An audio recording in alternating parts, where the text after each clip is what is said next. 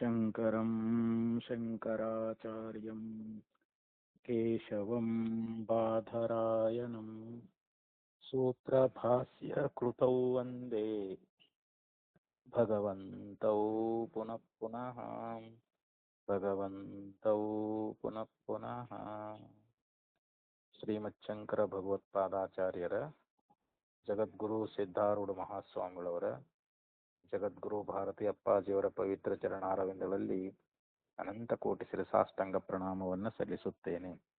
ಶ್ರವಣಾಪೇಕ್ಷ ತಮ್ಮೆಲ್ಲರಿಗೂ ಅನೇಕ ಶರಣಾರ್ಥಿಗಳು. ಬ್ರಹ್ಮಸೂತ್ರ 2ನೇ ಅಧ್ಯಾಯ 3ನೇ ಪಾದ 13ನೇ ಅಧಿಕರಣ 29ನೇ ಸೂತ್ರ. ಅದರೊಳಗೆ ಪೂರ್ವ ಪಕ್ಷ ಯುಕ್ತಿಗಳ ಬಗ್ಗೆ ಖಂಡನ ಮಾಡ್ತಕ್ಕಂಥ ವಿಚಾರ. ಆ ಭಾಷ್ಯವನ್ನ ಇಲ್ಲಿ ಆಚಾರ್ಯರು ಪ್ರಾರಂಭ ಮಾಡ್ತಾ ಇದ್ದಾರೆ. ನಚ ಅಣೋಃ ಜೀವಸ್ಯ ಸಕಲ ಶರೀರಗತ ವೇದನಾ ಉಪಪದ್ಯತೆ. ಇಲ್ಲಿ ಪೂರ್ವ ಪಕ್ಷಿ ಏನ್ ಹೇಳಿದ ಅಂತಂದ್ರೆ ಜೀವ ಅಣು ಇದಾನೆ ಅಂತ ಹೇಳಿದ್ರು. ಆದ್ರೆ ಇಲ್ಲಿ ಆಚಾರ್ಯರು ಹೇಳ್ತಾ ಇದ್ದಾರೆ ಅಣೋಃ ಜೀವಸ್ಯ ಅಂತ. ಅಂದ್ರೆ ಅಣುರೂಪನಾಗಿರ್ತಕ್ಕಂಥ ಯಾವ ಜೀವನಿಗೆ ಸಕಲ ಶರೀರಗತ ವೇದನ, ನಮ್ಮ ಶರೀರ ತುಂಬೆಲ್ಲ ಆಗ್ತಕ್ಕಂಥ ವೇದನೆ ಅನ್ನುವಂಥದ್ದು ನಚ ಉಪಪದ್ಯತೆ ಅಂತ, ಇದು ಹೊಂದಲಾರದು ಅಂತ ಹೇಳ್ತಾರೆ. ಜೀವ ಅಣುವಾಗಿದ್ದಾನಂತಂದ ಮೇಲೆ ಎಲ್ಲೋ ಒಂದು ಭಾಗದಲ್ಲಿ ಅದರ ನೋವಾಗಿದ್ದು ನಮಗೆ ಕಂಡು ಬರಬೇಕು. ಆದ್ರೆ ಶರೀರ ತುಂಬೆಲ್ಲ ಆಗ್ತಕ್ಕಂಥ ವೇದನೆ ಅನ್ನುವಂಥದ್ದು ಇದು ಜೀವನಿಗೆ ಹೊಂದುವುದಿಲ್ಲ ಅಂತ ಹೇಳಿದ್ರು ಅವರು. ನಮ್ಮ ಶರೀರದೊಳಗ ಎಲ್ಲಾ ಕಡೆ ವೇದನೆ ಆಯ್ತು ಅಂತಂದ್ರೆ ಮತ್ತು ಜೀವ ಅಣು ಅಂದ ಮೇಲೆ ಎಲ್ಲೋ ಒಂದು ಜಾಗದಾಗ ಇದ್ದಂಗ ಆಯ್ತವ್ರಿ. ಅಂದ್ರೆ ಸಂಪೂರ್ಣ ಶರೀರದಲ್ಲಿ ಆಗ್ತಕ್ಕಂಥ ವೇದನೆ ಅನ್ನುವಂಥದ್ದು ಹೆಂಗ್ ಹೊಂತದ? ಒಂದ್ ವೇಳೆ ಅವ ಅನ್ಬೋದು ತ್ವಕ್ ಸಂಬಂಧಾತ್ ಶಾತಿತಿ ಚೇತ್. ತ್ವಕ್ ಅಂದ್ರೆ ಈ ಚರ್ಮ, ಈ ಚರ್ಮದ ಸಂಬಂಧದಿಂದ ಆಗಬಹುದಲ್ಲ. ಯಾಕಂದ್ರೆ ಚರ್ಮ ಇಡೀ ನಮ್ಮ ಶರೀರವನ್ನೇ ವ್ಯಾಪಿಸೈತಿ. ಆದ್ದರಿಂದ ಇಲ್ಲಿ ಆತ್ಮ ಅಣು ಆಗಿದ್ರು ಕೂಡ ಆ ಶರೀರದ ಒಂದು ಚರ್ಮದ ಸಂಬಂಧದಿಂದ ಇದು ಆಗ್ಬಹುದಲ್ಲ ಅಂಥೇಳಿ ಈ ಪ್ರಕಾರವಾಗಿ ಇಲ್ಲಿ ಅವ ಅಂದ್ರೆ ನ ಇದು ಸರಿಯಲ್ಲ ಅಂತ ಹೇಳ್ತಾರೆ ಆಚಾರ್ಯರು. ಕಂಟಕತೋದನೇಪಿ ಸಕಲ ಶರೀರಗತೈವ ವೇದನಾ ಪ್ರಸಜ್ಜೇತ. ಒಂದ್ ವೇಳೆ ಹಾಗೇನಾದ್ರೂ ನಾವು ಒಪ್ಕೊಂಡಿದ್ದಾದ್ರೆ ಅವಾಗ ಏನಾಗ್ತದ ಅಂತಂದ್ರೆ ಕಂಟಕತೋದನೇಪಿ ಸಕಲ ಶರೀರಗತೈವ. ಕಂಟಕ ಅಂದ್ರೆ ಒಂದು ಮುಳ್ಳು, ಒಂದು ಮುಳ್ಳು ತುಳಿದಾನ ಅಂತ ತಿಳ್ಕೊಡ್ರಿ. ಕಾಲೊಳಗ ಮುಳ್ಳು ಚುಚ್ಚುತು ಅಂತಂದ್ರೆ ಅದು ಇಡೀ ಶರೀರದ ತುಂಬೆಲ್ಲ ವೇದನೆ ಉಂಟಾಗಬೇಕು. ಯಾಕಂದ್ರೆ ಆ ಚರ್ಮ ಅನ್ನುವಂತ ಇಡೀ ಶರೀರ ತುಂಬೆಲ್ಲ ವ್ಯಾಪಿಸೈತಲ್ಲ. ಮತ್ತಲ್ಲಿ ಆ ಮುಳ್ಳು ಮತ್ ಶರೀರಕ್ಕೆ ಒಂದ್ ಕಡೆಯಲ್ಲಿ ಅದು ಚುಚ್ಚೈತಂದ್ರೂ ಕೂಡ ಆ ಚರ್ಮದ ಸಂಬಂಧ ಅನ್ನುವಂತಹದ್ದು ಅದು ಶರೀರ ತುಂಬೆಲ್ಲ ಇರುವುದರಿಂದ ಮತ್ ಎಲ್ಲಾ ಕಡೆ ಅದ್ರ ನೋವು ಆಗಬೇಕಾಗಿತ್ತು. ಮುಳ್ಳು ಚುಚ್ಚುವುದರಿಂದ ಇಡೀ ಸಕಲ ಶರೀರದಲ್ಲಿನೂ ಕೂಡ ಅದರ ವೇದನೆ ಉಂಟಾಗಬೇಕಾಗ್ತದ ಅಂತ ಹೇಳ್ತಾರೆ. ವೇದನಾ ಪ್ರಸಜ್ಜೇತ. ಯಾಕಂದ್ರೆ ತ್ವಕ್ ಕಂಟಕಯೋರ್ಹಿ ಸಂಯೋಗ ಕೃಷ್ಣಾಯಾಮ್.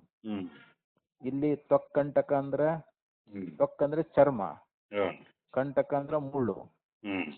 ಆ ಚರ್ಮ ಮತ್ತು ಮುಳ್ಳಿನ ಒಂದು ಸಂಯೋಗ ಅನ್ನುವಂತಹದ್ದು. ಸಂಯೋಗ ಅಂದ್ರೆ ಆ ಮುಳ್ಳು ಚುಚ್ಚುದಂತ.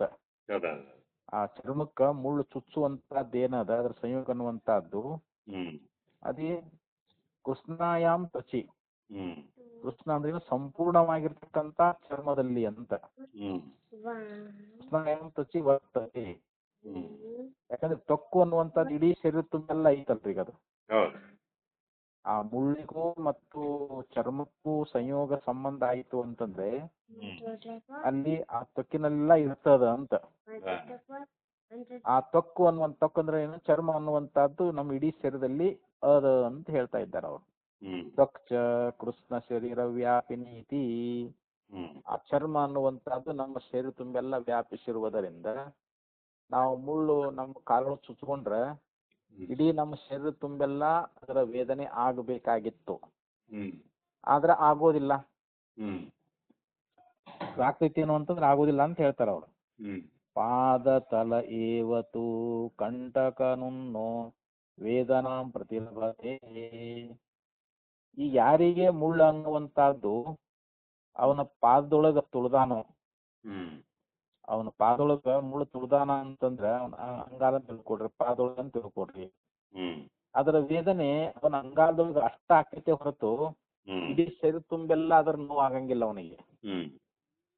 ಯಾಕ ಚರ್ಮ ಎಲ್ಲ ವ್ಯಾಪಿಸಿರಬಹುದು, ಆದ್ರೆ ಇಲ್ಲಿ ಅಂಗಾಲೊಳಗ ಮುಳ್ಳು ನಟ್ಟದ ಅಂತಂದ್ರೆ ಅದರ ವೇದನೆ ಅಂಗಾರದಲ್ಲಿ ಮಾತ್ರ ಇರ್ತದ ಅಂತ ಹೇಳ್ತಾ ಇದ್ದಾರೆ ಅವರು. ಅದಕ್ಕೆ ಹೇಳಿದ್ರು ಅವರು ಪಾದ ತಲ ಏವತು ಅಂದ್ರೆ ಪಾದ ತಲ ಅಂದ್ರೆ ಅಂಗಾಲದೊಳಗ ಅಂತ. ಕಂಟಕನುನ್ನೋ ವೇದನಾಂ ಪ್ರತಿಲಭತೆ ಅಂದ್ರೆ ಮುಳ್ಳನ್ನು ತುಳಿದಿರ್ತಕ್ಕಂತ ವ್ಯಕ್ತಿ ಅದರ ವೇದನೆಯನ್ನ ಪಾದದಲ್ಲಿ ಮಾತ್ರ, ಅಂಗಾಲದಲ್ಲಿ ಮಾತ್ರ ಅದನ್ನ ಅವನು ಅನುಭವಿಸ್ತಾನಂತ. ನಚ ಅಣೋಹೋ ಗುಣವ್ಯಾಪ್ತಿ ಉಪಪದ್ಯತೆ. ಇಲ್ಲಿ ಜೀವ ಆತ್ಮ ನೀವು ಅಣು ಅಂತ ಹೇಳ್ತೀರಿ, ಆ ಅಣು ಅವನ ಒಂದು ಗುಣ ಅನ್ನುವಂತಹದ್ದು ಆ ಶರೀರ ತುಂಬೆಲ್ಲ ಅದು ವ್ಯಾಪಿಸಿಕೊಂಡಿದೆ ಅನ್ನುವಂತಹದ್ದು ಸರಿಯಲ್ಲ ಅಂತ.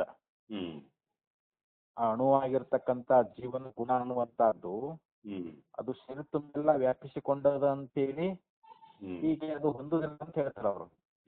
ಅಣು ಗುಣವ್ಯಾಪ್ತಿ ನಚ ಉಪಪದ್ಯತೆ ಅಂತ. ಆ ಅಣುವಾಗಿರ್ತಕ್ಕಂತ ಜೀವನ ಗುಣ ಅನ್ನುವಂತಹದ್ದೇನದ ಅದು ಶರೀರ ತುಂಬೆಲ್ಲ ವ್ಯಾಪಿಸಿದೆ ಅನ್ನುವಂತಹದ್ದು ಹೊಂದುಗಡೆ ಆಗುವುದಿಲ್ಲ ಅಂತ ಹೇಳಿದ್ರು.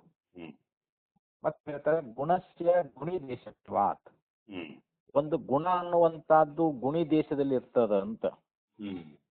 ಗುಣಿಯನ್ನು ಬಿಟ್ಟು ಗುಣ ಇರಂಗಿಲ್ಲ.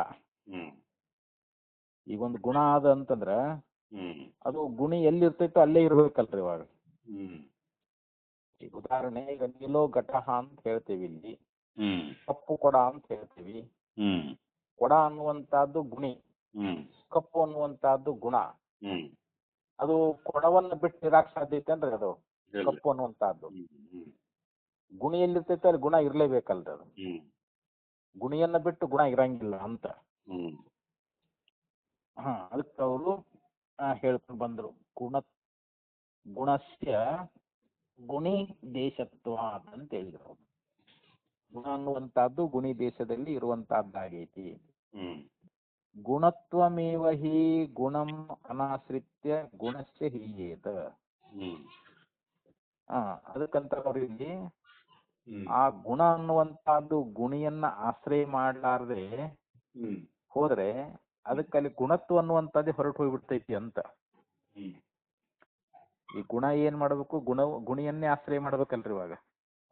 ಅದು ಒಂದ್ ವೇಳೆ ಆಶ್ರಯಿಸಲಿಲ್ಲ ಅಂತಂದ್ರೆ ಅಲ್ಲಿ ಗುಣತ್ವ ಅನ್ನುವಂಥದ್ದೇ ಉಳ್ಕೊಳ್ಳೋದಿಲ್ಲ ಅಂತ. ಯಾವಾಗಲೂ ಗುಣಿಯನ್ನೇ ಆಶ್ರಯ ಮಾಡ್ಕೊಂಡಿರ್ತದ. ಒಂದ್ ವೇಳೆ ಅದಕ್ಕೆ ಆಶ್ರಯ ಇಲ್ಲ, ಗುಣಕ್ಕ ಗುಣಿ ಆಶ್ರಯ ಇಲ್ಲ ಅಂತಂದ್ರೆ ಅಲ್ಲಿ ಗುಣ ಅನ್ನುವಂಥದ್ದು ಉಳ್ಕೊಳ್ಳೋದಿಲ್ಲ ಅಂತ. ಅಲ್ಲಿ ಗುಣತ್ವ ಅನ್ನುವಂಥದ್ದೇ ಹೊರಟು ಹೋಗ್ಬಿಡ್ತದ ಅಂತ ಹೇಳಿದ್ರು. ಇನ್ನ ಪ್ರದೀಪ ಪ್ರಭಾಯಾಶ್ಚ ದ್ರವ್ಯಾಂತರತ್ವಂ ವ್ಯಾಖ್ಯಾತಂ. ಅಲ್ಲಿ ಇನ್ನೊಂದು ದೃಷ್ಟಾಂತ ಕೊಟ್ಟಿದ್ರು. ಒಂದು ಪ್ರದೀಪ, ಒಂದು ದೀಪ ಅನ್ನುವಂತಹದ್ದು ಅದಲ್ಲ, ಮತ್ತು ಅದರ ಪ್ರಭೆ ಅನ್ನುವಂತಹದ್ದು. ಆ ಪ್ರಭೆ ಅನ್ನುವಂತಹದ್ದು ಇಲ್ಲಿ ಮತ್ತೊಂದು ದ್ರವ್ಯ ಅಂತ ಹೇಳ್ತಾ ಇದ್ದಾರೆ ಅವರು. ಅದನ್ನು ಪೂರ್ವದಲ್ಲಿ ಹೇಳ್ಕೊಂಡು ಬಂದಾರ. ಪ್ರದೀಪ ಪ್ರಭಾಯಾಶ್ಚ, ಪ್ರದೀಪ ಮತ್ತು ಪ್ರಭೆ ಎನ್ನುವಲ್ಲಿ ದ್ರವ್ಯಾಂತರತ್ವಂ ವ್ಯಾಖ್ಯಾತಂ. ಅಲ್ಲಿ ಪ್ರಭೆ ಅನ್ನುವಂಥದ್ದು ಮತ್ತೊಂದು ದ್ರವ್ಯವೇ ಅಂತ ಹೇಳಿ ಅದನ್ನ ಹಿಂದ ಹೇಳ್ಕೊಂಡು ಬಂದದ್ದಾಗೈತಿ ಅಂತಂದ್ರು. ಇನ್ನ ಮತ್ತೆ ಮುಂದೆ ಹೇಳ್ತಾರೆ, ಗಂಧ ಅಪಿ ಗುಣತ್ವ ಅಭ್ಯುಪಗಮಾತ್ ಶಾಸ್ತ್ರೇವ ಸಂಚರಿತು ಅರ್ಹತಿ. ಇಲ್ಲಿ ಗಂಧ ಅನ್ನುವಂತಹದ್ದು ಏನದಲ್ಲ ಅದು ಕೂಡ ಗುಣ ಅಂತ ಒಪ್ಕೊಂಡಾರ. ಗಂಧ ಅನ್ನುವಂತಹದ್ದು ಅದು ಒಂದು ಗುಣ ಅಂತ. ಯಾಕಂದ್ರೆ ಪೃಥ್ವಿಯಲ್ಲಿ ಗಂಧ ಗುಣ ಅನ್ನುವಂತಹದ್ದು ಅದು, ಜಲದಲ್ಲಿ ರಸಗುಣ ಅನ್ನುವಂತಹದ್ದು ಅದು, ಅಗ್ನಿಯಲ್ಲಿ ರೂಪಗುಣ ಅನ್ನುವಂತಹದ್ದು ಅದು, ವಾಯುವಿನಲ್ಲಿ ಸ್ಪರ್ಶ ಗುಣ ಅನ್ನುವಂತಹದ್ದು ಅದು. ಆಕಾಶದಲ್ಲಿ ಶಬ್ದ ಗುಣ ಅನ್ನುವಂತಹದ್ದು ಅದು. ಅದಕ್ಕೆ ಇಲ್ಲಿ ಗಂಧ ಅನ್ನುವಂತಹದ್ದು ಕೂಡ ಒಂದು ಗುಣ ಅಂತ ಹೇಳಿ ಒಪ್ಕೊಂಡಿದ್ದಾರ. ಮತ್ತ ಅದೇನಿದೆ ಅಂತಂದ್ರೆ ಶಾಸ್ತ್ರೇಯೇವ ಸಂಚರಿತಮರ್ಹತಿ ಅಂತ, ಅದು ಆಶ್ರಯಿಸಿನೇ ಅದು ಸಂಚಾರ ಮಾಡ್ತದ ಅಂತ ಹೇಳಬೇಕು ಅಂತ. ಗಂಧ ಅನ್ನುವಂತಹದ್ದು ಅದು ಒಂದನ್ನ ಆಶ್ರಯ ಮಾಡ್ಕೊಂಡದ. ಯಾಕ ಅದು ಒಂದು ಗುಣ ಅದಲ್ಲ, ಗುಣಕ್ಕೊಂದು ಆಶ್ರಯ ಬೇಕಲ್ಲ. ಅದು ಆಶ್ರಯಿಸಿ ಅದು ಒಂದು ಯಾವ್ದಾದ್ರು ಒಂದನ್ನ ಆಶ್ರಯ ಮಾಡ್ಕೊಂಡೇ ಅದು ಸಂಚರಿಸ್ತದ ಅಂತ ಹೇಳಿ ಹಿಂಗ ನಾವು ಹೇಳ್ಬೇಕಾಗ್ತೈತಿ ಅಂತ ಹೇಳಿ ಇಲ್ಲಿ ಹೇಳಿದ್ರು. ಅನ್ಯಥಾ ಗುಣತ್ವಹಾನಿ ಪ್ರಸಂಗ. ಒಂದ್ ವೇಳೆ ನಾವು ಹಿಂಗ ಹೇಳಿಲ್ಲ ಅಂತಂದ್ರೆ ಅವಾಗ ಅಲ್ಲಿ ಗುಣತ್ವ ಅನ್ನುವಂಥದ್ದು ತಪ್ಪಿ ಹೋಗ್ಬಿಡ್ತೈತಿ ಅಂತ. ಅಲ್ಲಿ ಗಂಧ ಅನ್ನುವಂಥದ್ದು ಗುಣ ಅನ್ನುವಂಥದ್ದೇ ಹೊರಟು ಹೋಗ್ಬಿಡ್ತದ. ಅದಕ್ಕೊಂದು ಆಶ್ರಯವನ್ನ ನಾವು ಒಪ್ಪಲೇಬೇಕು. ಅದು ಒಂದು ವಸ್ತುವನ್ನ ಆಶ್ರಯಿಸೇ ಅದು ಸಂಚರಿಸ್ತದ ಅಂತ ನಾವು ಹೀಗೆ ಹೇಳಬೇಕು. ಹಂಗ ಒಂದ್ ವೇಳೆ ಹೇಳುದಿಲ್ಲ ಅಂತಂದ್ರೆ ಅಲ್ಲಿ ಗುಣತ್ವ ಅನ್ನುವಂತಹದ್ದೇ ಹೊರಟು ಹೋಗುವಂತ ಪ್ರಸಂಗ ಬರ್ತದ ಅಂತ ಹೇಳಿ ಇಲ್ಲಿ ಹೇಳಿದ್ರು. ತಥಾಚ ಉಕ್ತಂ. ಮತ್ತು ದ್ವೈಪಾಯನರು ಏನ್ ಹೇಳ್ತಾರಂತಂದ್ರೆ ಉಪಲಪ್ಯಾಪ್ಸು ಚೇದ್ಗಂಧಂ ಕೇಚಿದ್ ಬ್ರೂಯುರನೈ ಪುನಃ ಪೃಥಿವ್ಯಾಮೇವ ತಂ ವಿದ್ಯಾದಪೋ ವಾಯುಂ ಚ ಸಂಶ್ರಿತಂ. ಇದು ಒಂದು ಸ್ಮೃತಿ ಗ್ರಂಥ. ಇದು ಉಪಲಪ್ಸ್ಯಾಪ್ಸು ಚೇದ್ಗಂಧಂ. ಈಗ ಗಂಧ ಅನ್ನುವಂತಹದ್ದು ನೀರಿನಲ್ಲಿ ಇದೆ ಅಂತ ಹೇಳಿ ಇಲ್ಲಿ ವಿವೇಕ ಇಲ್ಲದೆ ಇರ್ತಕ್ಕಂಥವ್ರು ಯಾರಾದರೂ ಹೇಳಿದ್ರ ನೀರಿನಲ್ಲಿ ಗಂಧ ಅನ್ನುವಂತಹದ್ದು ಇದೆ ಅಂತ ಹೇಳಿ. ಯಾಕಂದ್ರೆ ಗಂಧ ಇರೋದು ಪೃಥ್ವಿಯೊಳಗ.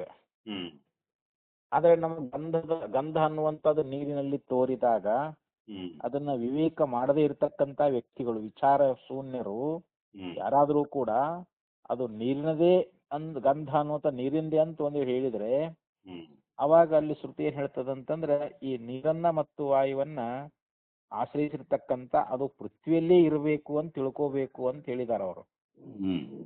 ಈ ವಿಚಾರವನ್ನ ಅಲ್ಲಿ ಸ್ಮೃತಿ ಗ್ರಂಥದಲ್ಲಿ ಹೇಳ್ಕೊಂಡು ಬಂದಾರ ಅಂತ. ಅಂದ್ರೆ ಪೃಥ್ವಿಯಲ್ಲಿ ಗಂಧವತ್ತು ಅನ್ನುವಂತ ಗುಣ ಅದ ಅಂದ್ ಎಲ್ಲರೂ ಕೂಡ ಒಪ್ಕೊಂಡಿದಾರಂತ ಇದನ್ನ. ಆದ್ದರಿಂದ ಇಲ್ಲಿ ಪೃಥ್ವಿ ಪರಮಾಣು ಗಂಧ ರೂಪವೇ ಅಂತ. ಪೃಥ್ವಿಯಲ್ಲಿರ್ತಕ್ಕಂತ ಪರಮಾಣು ಏನಿರ್ತಾವಲ್ಲ ಅವೆಲ್ಲವೂ ಗಂಧ ರೂಪವೇ ಅಂತ ಹೇಳ್ತಾ ಇದ್ದಾರೆ. ಅದಕ್ಕೆ ಗಂಧವತ್ವ ಅನ್ನುವಂತ ಆ ಧರ್ಮ ಅನ್ನುವಂತಹದ್ದು ಐತಿ ಅಂತ.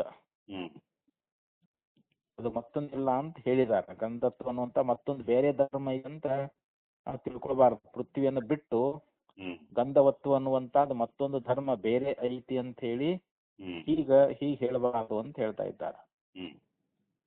ಆದ್ದರಿಂದ ಈ ಪೃಥ್ವಿಯೊಳಗ ಗಂಧ ಅನ್ನುವಂತಹದ್ದು ಈಗ ಹೇಳ್ಕೊಂಡು ಬಂದ್ರು. ಈ ಜಲ ಆಗ್ಲಿ ವಾಯು ಆಗ್ಲಿ ಇವುಗಳನ್ನ ಆಶ್ರಯಿಸಿರ್ತಕ್ಕಂತ ಆ ಗಂಧ ಅನ್ನುವಂತಹದ್ದು ಅದು ಪೃಥ್ವಿಯಲ್ಲೇ ಇರ್ತಕ್ಕಂಥದ್ದು ಅಂತೇಳಿ ಹಿಂಗ್ ತಿಳ್ಕೊಳ್ಬೇಕು ಅಂತ ಹೇಳಿದ್ದಾರೆ. ಸ್ಮೃತಿ ಗ್ರಂಥದಲ್ಲಿ ಹೇಳ್ಕೊಂಡು ಬಂದಿದ್ದಾರೆ ಅಂತ. ಇಷ್ಟು ವಿಚಾರವನ್ನ ಹೇಳ್ಕೊಂಡು ಬಂದು ಮತ್ತೆ ಸ್ಮೃತಿ ಪ್ರಮಾಣವನ್ನ ಕೊಟ್ಟರು. ಉಪಲಪ್ಸ್ಯಾಪ್ಸು ಚೇದ್ಗಂಧಂ ಕೇಚಿತ್ ಬ್ರೂಯು ಅನೈಪುಣಃ ಅಂತ ಹೇಳ್ತಾ ಇದ್ದಾರೆ. ಪೃಥಿವ್ಯಾಮೇವ ತಂ ವಿದ್ಯಾತ್ ಅಪೋ ವಾಯುಂ ಚ ಸಂಸ್ಥಿತಂ. ಇಲ್ಲಿ ಯದಿ ಚ ಚೈತನ್ಯಂ ಜೀವಸ್ಯ ಸಮಸ್ತಂ ಶರೀರಂ ವ್ಯಾಪ್ಸುಯಾತ್ ನ ಅಣುಜೀವಃ ಸ್ಯಾತ್. ಯದಿ ಅಂದ್ರೆ ಒಂದು ವೇಳೆ ಅಂತ. ಈ ಚೈತನ್ಯ ಅನ್ನುವಂತಹದ್ದು ಜೀವಸ್ಯ ಸಮಸ್ತಂ ಶರೀರಂ ವ್ಯಾಪ್ನುಯಾತ್. ಈ ಜೀವನ ಒಂದು ಚೈತನ್ಯ ಅನ್ನುವಂತಹದ್ದು ಏನದಲ್ಲ ಇದು ಸಮಸ್ತ ಶರೀರವನ್ನ ಇದು ವ್ಯಾಪಿಸಿಕೊಂಡದ ಅಂತ. ಹಿಂಗು ಒಂದು ವೇಳೆ ಹೇಳ್ತೀನಿ ಅಂತಂದ್ರೆ ಆಗ್ಲೂ ಕೂಡ ಏನು ನಮಗ್ ಸಿದ್ಧ ಆದಂಗಾಯ್ತು, ಜೀವ ನ ಅಣುಷ್ಯಾತ್. ಅವಾಗ್ಲೂ ಕೂಡ ಜೀವಣು ಆಗಂಗಿಲ್ಲ. ಯಾಕಂದ್ರೆ ಚೈತನ್ಯ ಅನ್ನುವಂತಹದ್ದು ನಮ್ಮ ಶರೀರ ತುಂಬೆಲ್ಲ ವ್ಯಾಪಿಸಿಕೊಂಡದ. ಚೈತನ್ಯ ಅಂದ್ರೆ ಇಲ್ಲಿ ಆತ್ಮನ ಅಲ್ರಿ ಅದು. ಆತ್ಮ ಚೈತನ್ಯ ಅನ್ನುವಂತಹದ್ದು ಸಮಸ್ತ ಶರೀರವನ್ನ ಅದು ವ್ಯಾಪಿಸಿಕೊಂಡದ ಅಂತಂದಾಗ ಅಲ್ಲಿ ಜೀವ ನಾವು ಅಣು ಅಂತ ಹೇಳಕ್ ಬರಂಗಿಲ್ಲ ಅಂತ. ಚೈತನ್ಯಮೇವ ಯಸ್ಯ ಸ್ವರೂಪಂ ಅಗ್ನಿರಿವ ಔಷ್ಣ ಪ್ರಕಾಶವು. ಈ ಹೆಂಗ ಅಗ್ನಿಯೊಳಗ ಉಷ್ಣನೂ ಅದ ಪ್ರಕಾಶನೂ ಅದ. ಆ ಉಷ್ಣ ಪ್ರಕಾಶಗಳು ಅಗ್ನಿಯ ಸ್ವರೂಪನದಾವಂತವು. ಹಂಗ ಚೈತನ್ಯ ಅನ್ನುವಂತಹದ್ದು ಇದು ಜೀವನ ಸ್ವರೂಪನ ಅದಂತದು. ಅದು ಚೈತನ್ಯ ಬೇರೆ ಜೀವ ಬೇರೆ ಅಂತ ಹಂಗ ಅರ್ಥ ಅಲ್ಲ. ಆ ಚೈತನ್ಯ ಅನ್ನುವಂಥದ್ದು ಜೀವನ ಸ್ವರೂಪನ ಅದ. ಹೇಗೆ ಅಂದ್ರೆ ಅಗ್ನಿಯರಿವ ಔಷ್ಣ ಪ್ರಕಾಶವು. ಅಗ್ನಿಯಲ್ಲಿರ್ತಕ್ಕಂಥ ಉಷ್ಣ ಮತ್ತು ಪ್ರಕಾಶ ಅನ್ನುವಂತಹದ್ದು ಅಗ್ನಿಯ ಸ್ವರೂಪವೇ ಆಗಿದ್ದಾವೆಯೋ. ಈಗ ಅವನ್ನ ಅಗ್ನಿಯಿಂದ ಬೇರ್ಪಡಿಸ್ಲಿಕ್ಕೆ ಆಗ್ತದನ್ರಿ? ಅದ್ರಲ್ಲಿ ಇರ್ತಕ್ಕಂತ ಸುಡುದು ಬೆಳಗುದು ಅವನ್ನ ಎರಡು ತೆಗೆದು ಬಿಡ್ರಿ, ಅಗ್ನಿಯೊಳಗೆ ಇದ್ದದ್ದು ಅಂತಂದ್ರೆ ತೆಗ್ಯಾಕ್ ಬರ್ತದನ್ರಿ ಅದು? ಇಲ್ಲ. ಯಾಕಂದ್ರೆ ಸ್ವರೂಪನ ಅದದು. ಈಗ ಹಾಲಿನ ಸ್ವರೂಪ ಏನ್ರಿ? ಮಧುರತ್ವ, ದ್ರವತ್ವ, ಶುಭ್ರತ್ವ. ಅಂದ್ರೆ ಬೆಳ್ಳಗಿರೋದು, ದ್ರವ ಇರೋದು, ಮಧುರವಾಗಿರ್ತಕ್ಕಂಥದ್ದೇ ಹಾಲಿನ ಸ್ವರೂಪ ಅಂತ. ಅವ್ನ ಬೇರ್ಪಡ್ಸಕ್ ಬರಂಗಿಲ್ಲಲ್ರಿ. ಈ ಹಾಲು ಮಾತ್ರ ಅಲ್ಲ, ಅದು ಹಾಲಿನಲ್ಲಿರ್ತಕ್ಕಂಥ ಮಧುರತ್ವಯೇ ತೆಗೆದು ಬಿಡ್ರಿ, ಅದರಲ್ಲಿರ್ತಕ್ಕಂಥ ದ್ರವತ್ವನು ತೆಗೆದು ಬಿಡ್ರಿ ಅಂತಂದ್ರೆ ಯಾಕೆ ಬರಂಗಿಲ್ಲ ಅಂತ. ನ ಅತ್ರ ಗುಣ ಗುಣಿ ವಿಭಾಗೋ ವಿದ್ಯತೆ ಇತಿ. ಇಲ್ಲ ಗುಣ ಮತ್ತು ಗುಣಿ ಅನ್ನುವಂತ ವಿಭಾಗವು ಕೂಡ ಇಲ್ಲಿ ಇಲ್ಲ ಅಂತ ಹೇಳ್ತಾರೆ. ಇಲ್ಲಿ ಗುಣ ಗುಣಿ ಅನ್ನುವಂತ ವಿಂಗಡನ ಅನ್ನುವಂತದ್ದು ಇಲ್ಲಿ ಇಲ್ಲ ಅಂತ. ಇನ್ನ ಜೀವ ಅನ್ನುವಂಥವನು ಶರೀರ ಪರಿಮಾಣತ್ವಂಚ ಪ್ರತ್ಯಾಖ್ಯಾತಂ. ಹಾಗಾದ್ರೆ ಜೀವ ಇವನು ಶರೀರಷ್ಟು ಪರಿಮಾಣವುಳ್ಳಾನೆ ಅಂತ ಹೇಳ್ಬಹುದಲ್ಲ ಅಂತ ಒಂದ್ ವೇಳೆ ಪೂರ್ವ ಪಕ್ಷಿ ಹೇಳಿದ್ರ ಅದಕ್ಕ ಸಿದ್ಧಾಂತವನ್ನ ಹೇಳ್ತಾರ. ಅದನ್ನ ನಾವು ಅರ್ಹತ ಮತವನ್ನ ಹೇಳುವಂತ ಸಂದರ್ಭದೊಳಗ ಅದನ್ನ ನಾವು ಖಂಡನ ಮಾಡಿಬಿಟ್ಟೇವಿ. ಜೀವ ಯಾವಾಗಲೂ ಶರೀರಷ್ಟೇ ಪರಿಮಾಣ ಉಳ್ಳವನಲ್ಲ, ಅಷ್ಟ ಅಳತಿ ಉಳ್ಳವನಲ್ಲ ಅನ್ನುವಂತ ವಿಚಾರವನ್ನ ಹಿಂದೆ ಖಂಡಿಸ್ಕೊಂಡ್ ಬಂದಿದೀವಿ ಅಂತ. ಪರಿಶಾಸ್ಯಾತ್ ವಿಭುರ್ಜೀವ. ಹಂಗಾದ್ರ ಇಲ್ಲಿ ಕೊನೆಗೆ ನಾವು ಸಿದ್ಧಾಂತಕ್ಕೆ ಬಂದಂಗ ಆಯ್ತು ಅಂತಂದ್ರೆ ಇಲ್ಲಿ ಜೀವ ಅನ್ನುವಂಥವನು ಅಣು ಅಲ್ಲ, ಮಧ್ಯಮ ಪರಿಮಾಣನೂ ಅಲ್ಲ, ಅವನು ವ್ಯಾಪಕನಾಗಿದ್ದಾನೆ ಅಂತ. ವಿಭು ಅಂದ್ರೆ ಆಕಾಶದಂತೆ ಇಲ್ಲಿ ವ್ಯಾಪಕನಾಗಿದ್ದಾನೆ ಅಂತ ಹೇಳಿ ಇಲ್ಲಿ ಆಚಾರ್ಯರು ಸಿದ್ಧಾಂತವನ್ನ ಹೇಳ್ತಾ ಇದ್ದಾರೆ. ಪೂರ್ವ ಪಕ್ಷಿ ಆತ್ಮ ಅಂದ್ರೆ ಜೀವಾತ್ಮ ಅಣು ಅಂತ ಹೇಳಿದ್ದವನು, ಅಥವಾ ಇಲ್ಲ ಮಧ್ಯಮ ಶರೀರದಷ್ಟೇ ಪರಿಮಾಣ ಉಳ್ಳವನಾಗಿದ್ದಾನಂತ ಹಂಗ ಹೇಳ್ರಿ ಅಂತಂದಿದ್ದ.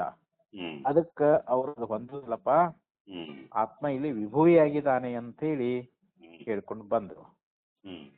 ಇನ್ನ ಈ ಅಣುತ್ವ ಶ್ರುತಿಗಳಿಗೆ ಏನಪ್ಪ ಗತಿ ಅಂತ ಇಲ್ಲಿ ಪೂರ್ವ ಪಕ್ಷ ಆಕ್ಷೇಪ ಮಾಡಿದ್ರ, ಅಂದ್ರೆ ಕೆಲವೊಂದು ಶ್ರುತಿಗಳಲ್ಲಿ ಆತ್ಮ ಅಣು ಅಂತ ಹೇಳ್ತಾ ಇದ್ದಾನ, ಮತ್ತ ಅವುಗಳಿಗೆ ಏನ್ ಗತಿ ಹೇಳ್ತೀರಿ ನೀವು, ಆ ಶ್ರುತಿಗಳು ಏನ್ ಅರ್ಥ ಮಾಡ್ತೀರಿ ಅಂತ ಒಂದು ವೇಳೆ ಆಕ್ಷೇಪ ಮಾಡಿದ್ರೆ, ಕಥಂ ತರ್ಹಿ ಅಣುತ್ವಾದಿ ವ್ಯಪದೇಶ ಇತಿ.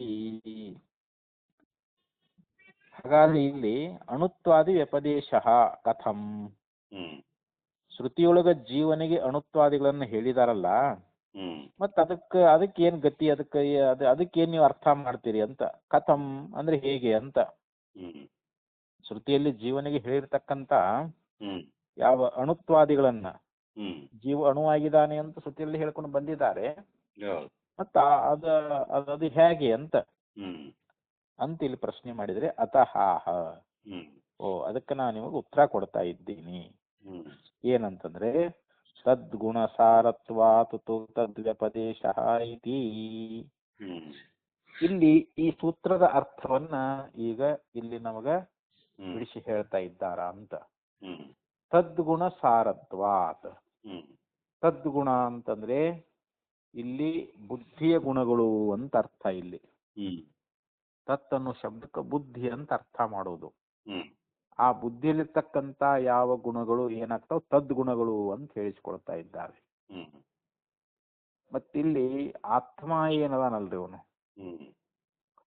ಅದಕ್ಕೆ ಹೇಳ್ತಾರ ತಸ್ಯಾಹ ಬುದ್ಧೇ ಗುಣಾಹ ತದ್ಗುಣಾಹ. ಆ ಬುದ್ಧಿಯಲ್ಲಿರ್ತಕ್ಕಂಥ ಗುಣಗಳಿಗೇನೆ ಸದ್ಗುಣ ಅಂತ ಕರ್ಕೋಬಹುದು.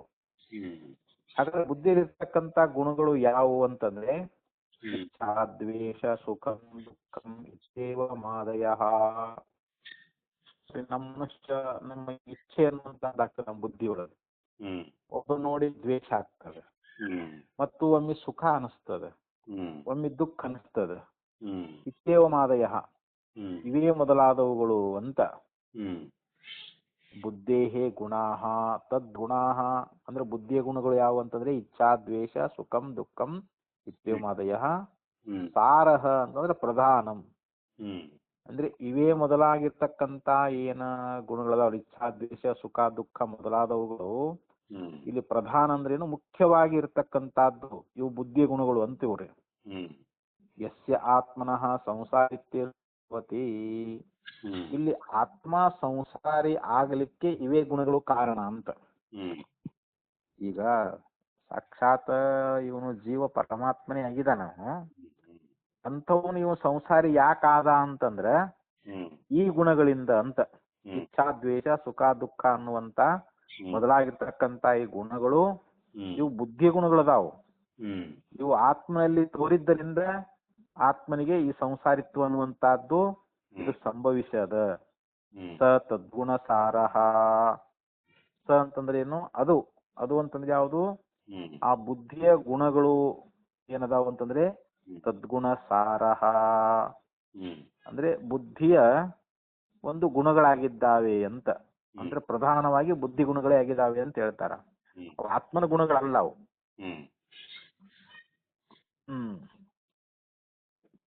ತಸ್ಯ ಭಾವ ತದ್ಗುಣ ಸಾರತ್ವಂ, ಅಂದ್ರೆ ಅದರ ಭಾವ ಉಳ್ಳದ್ದೇನೆ ಇಲ್ಲಿ ತದ್ಗುಣ ಸಾರ ಅಂತ ಹೇಳಿಸ್ಕೊಡ್ತದ ಅಂತ. ನಹಿ ಬುದ್ಧೇಹೇ ಗುಣೈರ್ವಿನಾ ಕೇವಲಸ್ಯ ಆತ್ಮನ ಸಂಸಾರಿತ್ವಮಸ್ತಿ. ನೋಡ್ರಿ, ಇಲ್ಲಿ ಬುದ್ಧಿಯ ಗುಣಗಳಿಲ್ಲದೆ ಅಂತ. ಬುದ್ಧಿ ಗುಣೈರ್ವಿನಾ ಅಂತಂದ್ರೆ ಏನ್ರಿ, ಬುದ್ಧಿಯಲ್ಲಿರ್ತಕ್ಕಂಥ ಗುಣಗಳು ಇಲ್ಲದೆ ಹೋದರೆ ಕೇವಲಸ್ಯ ಆತ್ಮನಃ, ಕೇವಲ ಆತ್ಮನಿಗೆ ಸಂಸಾರಿತ್ವಂ ನಹಿ ಅಸ್ತಿ ಅಂತ. ಇಲ್ಲಿ ಆತ್ಮನಿಗೆ ನಿಜವಾಗಿ ಸಂಸಾರಿತ್ವ ಅನ್ನುವಂಥದ್ದು ಇಲ್ಲವೇ ಇಲ್ಲ. ಮತ್ತೆ ಸಂಸಾರಿತ್ವ ಯಾಕೆ ಬಂತು ಅಂತಂದ್ರೆ ಇದು ಬುದ್ಧಿಯ ಗುಣಗಳಿಂದ ಬಂದದ ಅಂತ ಹೇಳ್ತಾರ. ಬುದ್ಧಿಯಲ್ಲಿರ್ತಕ್ಕಂಥ ಯಾವ ಇಚ್ಛಾ ದ್ವೇಷ ಸುಖ ದುಃಖ ಮೊದಲಾಗಿರ್ತಕ್ಕಂಥ ಗುಣಗಳಿಂದ ಈ ಆತ್ಮನಿಗೆ ಈ ಒಂದು ಸಂಸಾರಿತ್ವ ಅನ್ನುವಂಥದ್ದು ಬಂದದ ಅಂತ. ಬುದ್ಧ್ಯುದ್ಯುಪಾದಿ ಧರ್ಮಾಧ್ಯಾಸ ನಿಮಿತ್ತಂ ಹಿ ಕರ್ತೃತ್ವ ಭೋಕ್ತೃತ್ವಾದಿ ಲಕ್ಷಣಂ ಸಂಸಾರಿತ್ವಂ. ನೋಡ್ರಿ, ಇಲ್ಲಿ ಬುದ್ಧಿ ಅನ್ನುವಂತಹದ್ದು ಉಪಾಧಿ. ಉಪಾಧಿ ಅಂತ ಎದಕ್ ಕರೀತಾರ ಅಂತಂದ್ರ ಉಪೇ ಸಮೀಪೆ ಸ್ಥಿತ್ವಾ ಸ್ವೀಯಾನ್ ಧರ್ಮಾನ್ ಅನ್ಯತ್ರ ಆದದಾತಿ ಇತಿ ಉಪಾಧಿ ಅಂತ. ಅಂದ್ರೆ ಉಪ ಅಂದ್ರೆ ಏನು, ಸಮೀಪದಲ್ಲಿದ್ದುಕೊಂಡು. ಉಪ ಸಮೀಪೆ ಸ್ಥಿತ್ವಾ ಸ್ವೀಯಾನ್ ಧರ್ಮಾನ್ ಅನ್ಯತ್ರ ಆದದಾತಿ, ಅಂದ್ರೆ ತನ್ನ ಧರ್ಮಗಳನ್ನ ಮತ್ತೊಂದರಲ್ಲಿ ಆರೋಪ ಮಾಡುವಂತಹದ್ದು, ಅದಕ್ಕೆ ಉಪಾಧಿ ಅಂತ ಕರೀತಾರ. ಈಗ ಇದು ಆತ್ಮನ ಸಮೀಪ ಯಾವ್ದ್ರಿ, ಬುದ್ಧಿ ಅನ್ನುವಂತಹದ್ದು. ಬುದ್ಧಿಯಲ್ಲಿರ್ತಕ್ಕಂಥ ಧರ್ಮಗಳು ಆತ್ಮನಲ್ಲಿ ಆರೋಪವಾಗಿ ತೋರ್ತಾ ಇದ್ದಾವೆ. ಯಾಕಂದ್ರೆ ಆತ್ಮನಿಗೆ ಈ ಸಂಸಾರದ ಧರ್ಮಗಳು ಇಲ್ಲ, ಆದ್ರೆ ಬುದ್ಧಿಯಲ್ಲಿರ್ತಕ್ಕಂಥ ಇಚ್ಛಾ ದ್ವೇಷ ಸುಖ ದುಃಖಾದಿಗಳು ಆತ್ಮನಲ್ಲಿ ತೋರ್ತಾ ಇದಾವೆ. ಹೀಗಾಗಿ ಆತ್ಮನು ಕೂಡ ಇಲ್ಲಿ ಜೀವ ಅಂತ ಕರೆಸ್ಕೊಂಡಾನೀಗ. ಆದ್ರೆ ವಾಸ್ತವಿಕವಾಗಿ ಅವು ಬುದ್ಧಿಯ ಧರ್ಮಗಳೇ ಹೊರತು ಆತ್ಮನ ಧರ್ಮಗಳಲ್ಲ ಅಂತ. ಅದಕ್ಕೆ ಬುದ್ಧಿ ಉಪಾಧಿ ಧರ್ಮಾಧ್ಯಾಸ ಮಿದಂ, ಧರ್ಮಾಧ್ಯಾಸ ನಿಮಿತ್ತಂ ಅಂದ್ರೆ ನಿಮಿತ್ತಂ ಅಂತ ಆಗ್ಬೇಕಂತದ್ದು. ಅಂದ್ರೆ ಇಲ್ಲಿ ಅಧ್ಯಾಸ ಆಗ್ಯದ. ಅಧ್ಯಾಸ ಅಂದ್ರೆ ಅದು ಅಲ್ಲದ್ರಲ್ಲಿ ಅದು ಅನ್ನುವಂತ ಬುದ್ಧಿ. ಇಲ್ಲಿ ಬುದ್ಧಿಯಲ್ಲಿರ್ತಕ್ಕಂತ ಯಾವ ಸುಖ ದುಃಖಾದಿಗಳೇನದಾವಲ್ಲ ಅಥವಾ ಇಚ್ಛಾದ್ವೇಷಾದಿಗಳದಾವಲ್ಲ ಅವುಗಳ ಅಧ್ಯಾಸ ಎಲ್ಲಿ ಆಗೈತಿ ಅಂದ್ರೆ ಆತ್ಮನಲ್ಲಿ ಆಗೈತಿ ಅಂತ. ಬುದ್ಧಿಯ ಉಪಾಧಿ ಧರ್ಮಗಳ ಅಧ್ಯಾಸ ಅನ್ನುವಂಥದ್ದು ಆತ್ಮನಲ್ಲಿ ಉಂಟಾಗಿ ಇಲ್ಲಿ ಆತ್ಮನಲ್ಲಿ ಕರ್ತೃತ್ವ ಭೋಕ್ತೃತ್ವಾದಿ ಲಕ್ಷಣಾತ್ಮಕವಾಗಿರ್ತಕ್ಕಂಥ ಸಂಸಾರತ್ವ ಅನ್ನುವಂಥದ್ದು ಆತ್ಮನಿಗೆ ಬಂದದ್ದು. ಅಕರ್ತು ಅಭೋಕ್ತುಶ್ಚ ಅಸಂಸಾರಿಣಃ ನಿತ್ಯ ಮುಕ್ತಶ್ಚ ಸತಃ ಆತ್ಮನಃ. ನೋಡ್ರಿ, ಆತ್ಮನಿಗೆ ಇಲ್ಲಿ ಯಾವುದೇ ರೀತಿಯಾಗಿರ್ತಕ್ಕಂಥ ಕರ್ತೃತ್ವ ಇಲ್ಲ. ಅವನು ಕರ್ತಾನೂ ಅಲ್ಲ ಮತ್ತು ಭೋಕ್ತಾನೂ ಅಲ್ಲ ಅಂತ. ಯಾರು ಆತ್ಮ ಏನದಾನಲ್ರಿ, ಅವನು ಕರ್ಮಗಳನ್ನ ಮಾಡುವವನು ಅಲ್ಲ ಮತ್ತು ಕರ್ಮಫಲ ಭೋಕ್ತೃನು ಕೂಡ ಅಲ್ಲ. ಅವನು ಅಸಂಸಾರಿ ಅದಾನ ಮತ್ತು ನಿತ್ಯ ಮುಕ್ತದಾನ. ಅಂಥ ಆತ್ಮನಿಗೆ ಈ ಬುದ್ಧಿ ಉಪಾಧಿ ಧರ್ಮಗಳ ಒಂದು ಅಧ್ಯಾಸ ಮೂಲಕವಾಗಿ ಅಲ್ಲಿ ಆತ್ಮ ಏನಾಗ್ಬಿಟ್ಟ, ಅವ ಕರ್ತ ಭೋಕ್ತಾ ಈ ಸಂಸಾರಿತ್ವ ಅನ್ನುವಂತ ಅವನಲ್ಲಿ ಬರುವಂತಹದ್ದಾಯ್ತು ಅಂತ. ತಸ್ಮಾತ್ ತದ್ಗುಣ ಸಾರತ್ವಾತ್ ಬುದ್ಧಿ ಪರಿಮಾಣೇನ ಅಸ್ಯ ಪರಿಮಾಣ ವ್ಯಪದೇಶ. ಇಲ್ಲಿ ಹೇಳ್ತಾರ ಅವರು, ತಸ್ಮಾತ್ ತದ್ಗುಣ ಸಾರತ್ವಾತ್. ತದ್ಗುಣ ಅಂತಂದ್ರೆ ಏನು? ಆ ಬುದ್ಧಿಯ ಗುಣಗಳು ಅಂತ ಇಲ್ಲಿ ಅರ್ಥ. ಇಲ್ಲಿ ತದ್ಗುಣ ಸಾರತ್ವಾತ್ ಅಂದ್ರೆ ಯಾವ ಬುದ್ಧಿಯ ಒಂದು ಧರ್ಮಗಳು ಅಂತ ಏನದಾವಲ್ರಿ, ಅದರ ಸಾರವಾಗಿರುವುದರಿಂದ ಅಂತ, ತದ್ಗುಣ ಸಾರನಾಗಿರುವುದರಿಂದ ಅಂತ ಹೇಳ್ತಾ ಇದ್ದಾರೆ ಇಲ್ಲಿ. ತದ್ಗುಣ ಸಾರತ್ವಾತ್ ಹೇಳಿದ್ರು. ಬುದ್ಧಿ ಪರಿಮಾಣೇನ ಅಸ್ಯ ಪರಿಮಾಣ ವ್ಯಪದೇಶ. ಈ ಬುದ್ಧಿಗೆ ಒಂದು ಅಳತೆ ಅದ. ಪರಿಮಾಣ ಅಂದ್ರೆ ಏನು? ಏನೋ ಒಂದು ಅಳತೆ. ಬುದ್ಧಿ ಒಂದು ಪರಿಮಾಣದಿಂದ ಕೂಡ್ಕೊಂಡದು, ಒಂದು ಅಳತೆಯಿಂದ ಕೂಡ್ಕೊಂಡದು. ಅಸ್ಯ ಪರಿಮಾಣ ವ್ಯಪದೇಶ. ಆ ಬುದ್ಧಿ ಯಾವ ಪರಿಮಾಣ ಉಳ್ಳದ್ದು ಆ ಆತ್ಮನಿಗೂ ಕೂಡ ಅದೇ ಪರಿಮಾಣವನ್ನ ಹೇಳಿದ್ದಾರೆ ಅಂತ.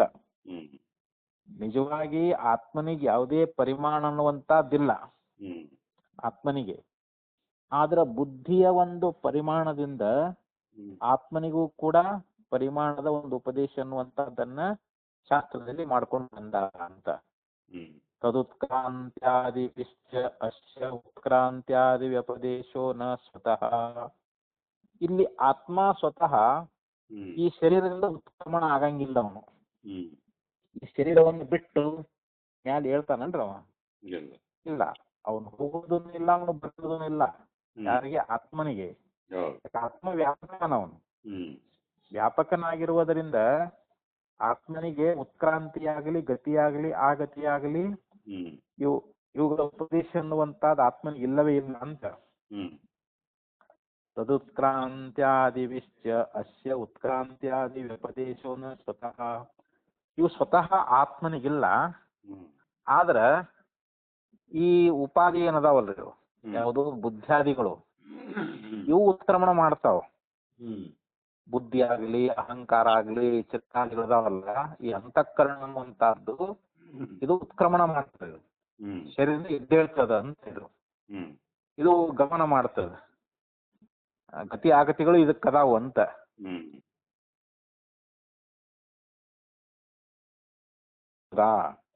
ಶರೀರ ಬಿಟ್ಟು ಅವನು ಎದ್ದೇಳ್ತಾ ಇದ್ದಾನೆ ಅಂತ ಹೇಳಿ ಇದು ಆತ್ಮನಲ್ಲಿ ಆರೋಪ ಅಂತ ಹೇಳ್ತಾ ಇದ್ದಾರೆ. ತಥಾಚ ವಾಲಾಗ್ರ ಶತಭಾಗಸ್ಯ ಶತದಾ ಕಲ್ಪಿತಸ್ಯ ಚ ಭಾಗಸ್ ಜೀವಸ್ಸ ವಿಜ್ಞೇಯೋ ಚ ಅನಂತ್ಯಾಯ ಕಲ್ಪತೆ. ಶ್ವೇತಾಶ್ವೇತರ ಉಪನಿಷತ್ತಿನಲ್ಲಿ ಒಂದು ಶ್ರುತಿ ಅನ್ನುವಂತಹದ್ದು ಇಲ್ಲಿ ನಮಗ ಏನ್ ಮಾಡ್ತದ ಹೇಳ್ತದ ಅಂತಂದ್ರೆ, ಈಗ ನಮ್ಮ ತಲೆಯೊಳಗ ಒಂದು ಕೂದಲದಲ್ರಿ ಇವಾಗ, ಅದನ್ನ 100ನೇ ಭಾಗ ಒಂದು ಭಾಗ ಅಂತ ಹೇಳ್ತಾರ ಅವ್ರು. ಆ ಕೂದಲಿಯೊಳಗ ಅದು ಸೀದಾ ಇದ್ದದ್ದನ್ನ ಅದನ್ನ 100 ಭಾಗ ಮಾಡ್ಬೇಕಂತದ್ರಾಗ. ಆ 100 ಭಾಗ ಮಾಡಿ ಕಲ್ಪಿಸಿದ್ರ ಅದ್ರ ಒಂದು ಭಾಗ ಅನ್ನುವಂಥದ್ದು ಜೀವ ಅಂತ ತಿಳ್ಕೊ ಅಂತ ಹೇಳ್ತದ ಶ್ರುತಿ ಅನ್ನುವಂತಹದ್ದು. ಅದು ಮೊದಲೇ ಸೂಕ್ಷ್ಮದ ಕೂದಲ. ಅದು ನೆಟ್ಟಗಿದ್ದದ್ದು ಅದನ್ನ 100 ಭಾಗ ಎಲ್ಲಿ ಮಾಡಕ್ ಆಗ್ತೈತ್ರಿ ಅದ್ರಾಗ. ಅಂದ್ರೆ ಅದ್ರಾಗ 100 ಭಾಗವಾಗಿ ನಾವು ಕಲ್ಪಿಸ್ಕೊಂಡ್ರೆ ಅದ್ರಾಗ ಒಂದು ಭಾಗ ಅನ್ನುವಂಥದ್ದು ಜೀವ ಅಂತ ತಿಳ್ಕೊ ಅಂತ ಹೇಳಿದ್ರು ಅವರು. ಅಂದ್ರೆ ಅವಾಗ ಆತ್ಮ ಈ ರೀತಿಯಾಗಿ ಅವನಿಗೊಂದು ಪರಿಮಾಣವನ್ನ ಹೇಳಿದಾರ ಅಂತ ಅಲ್ಲಿ.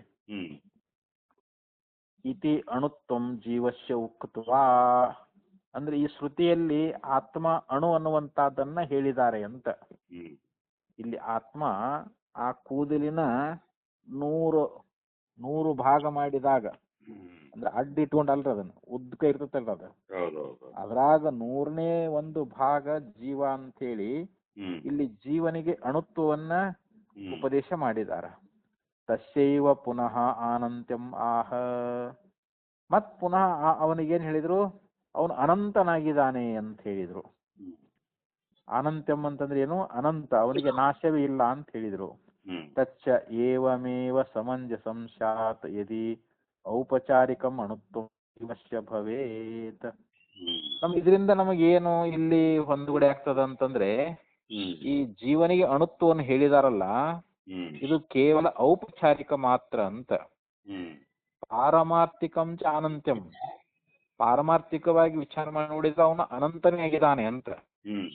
ಆತ್ಮ ಏನದ, ಜೀವಾತ್ಮ ಏನದನಲ್ಲ, ಅವನು ಅನಂತನೇ ಆಗಿದ್ದಾನೆ, ಅವನು ವ್ಯಾಪಕನೇ ಆಗಿದ್ದಾನ, ಅವನಿಗೆ ನಾಶ ಅನ್ನುವಂತಹದ್ದಿಲ್ಲ.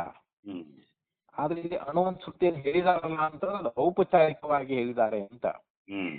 ನಹಿ ಉಭಯಂ ಮುಖ್ಯಂ ಅವಕಲ್ಪೇತ. ಇಲ್ಲಿ ಅವನು ಅನಂತನಾಗಿರ್ತಕ್ಕಂಥದ್ದು ಮತ್ತು ಅಣು ಆಗಿರ್ತಕ್ಕಂಥದ್ದು ಇವು ಎರಡೂ ಮುಖ್ಯ ಅಂತೇಳಿ ನಾವು ಕಲ್ಪಿಸ್ಲಿಕ್ಕೆ ಬರಂಗಿಲ್ಲ ಅಂತ. ನಹಿ ಅವಕಲ್ಪೇತ ಅಂತ ಹೇಳ್ತಾ ಇದ್ದಾರೆ. ಉಭಯಂ ಮುಖ್ಯಂ ನಹಿ ಅವಕಲ್ಪೇತ. ಇಲ್ಲಿ ಅಣುತ್ವ ಆಗಲಿ ಮತ್ತು ಅನಂತ್ಯ ಆಗಲಿ ಇವೆರಡೂ ಮುಖ್ಯ ಅಂತೇಳಿ ನಾವು ಕಲ್ಪಿಸಬಾರದು ಅಂತ. ನಚ ಅನಂತ್ಯಂ ಔಪಚಾರಿಕಂ ಇತಿ ಶಕ್ಯಂ ವಿಜ್ಞಾತುಂ. ಇಲ್ಲಿ ಆತ್ಮ ಅನಂತನಾಗಿದ್ದಾನೆ ಅನ್ನುವಂತ ಇದು ಔಪಚಾರಿಕ ಅಂತ ಹೇಳಿ ನಾವು ಇದನ್ನ ಕಲ್ಪಿಸ್ಲಿಕ್ಕೆ ಆಗೋದಿಲ್ಲ ಅಂತ ಹೇಳಿದ್ರು ಅವರು. ಯಾಕಂತಂದ್ರೆ ಸರ್ವೋಪನಿಷತ್ಸು ಬ್ರಹ್ಮಾತ್ಮ ಭಾವಸ್ಯ ಪ್ರತಿಪಿಪಾದಯಿಸಿತತ್ವಾತ್. ನೋಡಿ, ಎಲ್ಲಾ ಉಪನಿಷತ್ತುಗಳಲ್ಲಿ ಜೀವನಿಗೆ ಬ್ರಹ್ಮಾತ್ಮ ಭಾವವನ್ನೇ ಪ್ರತಿಪಾದನ ಮಾಡಿದ್ದಾರೆ ಅಂತ. ಜೀವನಾಗಿರ್ತಕ್ಕಂಥವನು ಅವನು ಬ್ರಹ್ಮನೇ ಅದಾನ ಅಂತ. ಅವನು ಬ್ರಹ್ಮಾತ್ಮ ಭಾವ ಜೀವನಿಗೆ ಆ ಬ್ರಹ್ಮಾತ್ಮ ಭಾವನೆಯನ್ನೇ ಅದು ಪ್ರತಿಪಾದನೆ ಮಾಡ್ಲಿಕ್ಕೆ ಎಲ್ಲಾ ಶ್ರುತಿಗಳು ಹೊರಟಾವಂತ. ಎಷ್ಟು ಉಪನಿಷತ್ತುಗಳವಲ್ಲ ಎಲ್ಲವೂ ಜೀವನಿಗೆ ಬ್ರಹ್ಮಾತ್ಮ ಭಾವ ಅಂದ್ರೆ ಜೀವ ಬ್ರಹ್ಮನೇ ಇದ್ದಾನೆ ಅನ್ನೋದನ್ನ ಅವು ಉಪದೇಶ ಮಾಡ್ಲಿಕ್ಕೆ ಹೊರಟಿದ್ದಾವೆ ಅಂತ ಹೇಳಿದ್ರು. ಮತ್ತೆ ಇನ್ನೊಂದು ಶ್ರುತಿ ಎನ್ನುವಂತಹದ್ದನ್ನು ಕೂಡ ಅವರು ಉದಾಹರಿಸ್ತಾ ಇದ್ದಾರೆ. ತಥಾಚ ಇತರಸ್ಮಿನ್ ಅಪಿ ಉನ್ಮಾನೆ. ಉನ್ಮಾನ ಅಂದ್ರೆ ಒಂದು ಅಳತಿ ಅಂತ. ಅದೇನ್ ಹೇಳ್ತಕ್ಕಂಥದ್ದು, ಬುದ್ಧಿರ್ ಗುಣೇನಾತ್ಮ ಗುಣೇನ ಚ ಆರಾಗ್ರ ಮಾತ್ರೋ ಯವರೋಪಿ ದೃಷ್ಟಃ. ಶ್ವೇತಾಶ್ವೇತ್ರೋಪನಿಷತ್ನಲ್ಲಿ ಏನ್ ಹೇಳಿದ್ರು ಅಂತಂದ್ರೆ, ಇಲ್ಲಿ ಬುದ್ಧಿ ಗುಣದಿಂದ ಮತ್ತು ಆತ್ಮ ಗುಣದಿಂದ ಅಲ್ಲಿ ಒಂದು ದಬ್ಬಣದ ತುದಿ ಅನ್ನುವಂತದ್ದು ಎಷ್ಟು ಪರಿಮಾಣ ಉಳ್ಳದ್ದು ಅಷ್ಟು ಸಣ್ಣವನಾಗಿ ಜೀವ ಇದ್ದಾನೆ ಅಂತ. ಆತ್ಮ ಇಲ್ಲಿ ಬುದ್ಧಿ ಗುಣದಿಂದ ಮತ್ತು ಆತ್ಮ ಗುಣದಿಂದ ಆ ದಬ್ಬಣದ ತುದಿ ಇರ್ತದಲ್ರಿ, ಅದೆಷ್ಟು ಸೂಕ್ಷ್ಮವಾಗಿರ್ತದೋ ಅಷ್ಟು ಪರಿಮಾಣ ಉಳ್ಳವನಾಗಿ ಅಷ್ಟು ಸಣ್ಣವನಾಗಿ ಆತ್ಮ ಕಾಣ್ತಾನೆ ಅಂತ ಹೇಳಿ ಹೀಗೆ ಅಲ್ಲಿ ಶ್ರುತಿ ಅನ್ನುವಂತಹದ್ದು ನಮಗ ಉಪದೇಶ ಮಾಡ್ಕೊಂಡು ಬಂದದ ಅಂತ ಹೇಳಿದ್ರು. ಬುದ್ಧಿರ್ ಗುಣೇನಾತ್ಮ ಗುಣೇನ ಚೈವ ಆರಾಗ್ರ ಮಾತ್ರೋ ಯವರೋಪಿ ದೃಷ್ಟಃ ಇತಿ ಚ ಬುದ್ಧಿ ಗುಣ ಸಂಬಂಧೇನೈವ ಆರಾಗ್ರ ಮಾತ್ರತಾಂ ಶಾಸ್ತಿ ನ ಸ್ವೇನೈವ ಆತ್ಮನಾಂ. ಅಂದ್ರೆ ಇಲ್ಲಿ ಬುದ್ಧಿ ಗುಣದ ಸಂಬಂಧದಿಂದಲೇ ಆ ದಬ್ಬಣ ತುದಿಯ ಒಂದು ಪರಿಮಾಣವನ್ನ ಅಲ್ಲಿ ಶ್ರುತಿ ಹೇಳ್ತೈತೆ ಹೊರತು, ಆದ್ರೆ ಸ್ವತಃ ಆತ್ಮನಿಗೆ ಅಂತ ಯಾವ ಒಂದು ಅಳತಿ ಪರಿಮಾಣವನ್ನ ಹೇಳಕ್ ಬರಂಗಿಲ್ಲ ಅಂತ. ಅವನು ತನ್ನ ರೂಪದಿಂದ ಅವನಿಗೆ ಯಾವುದೇ ಪರಿಮಾಣ ಅನ್ನುವಂತಹದ್ದಿಲ್ಲ. ಆತ್ಮ ತನ್ನ ರೂಪದಿಂದ ಅವನು ವ್ಯಾಪಕನೇ ಅದಾನ.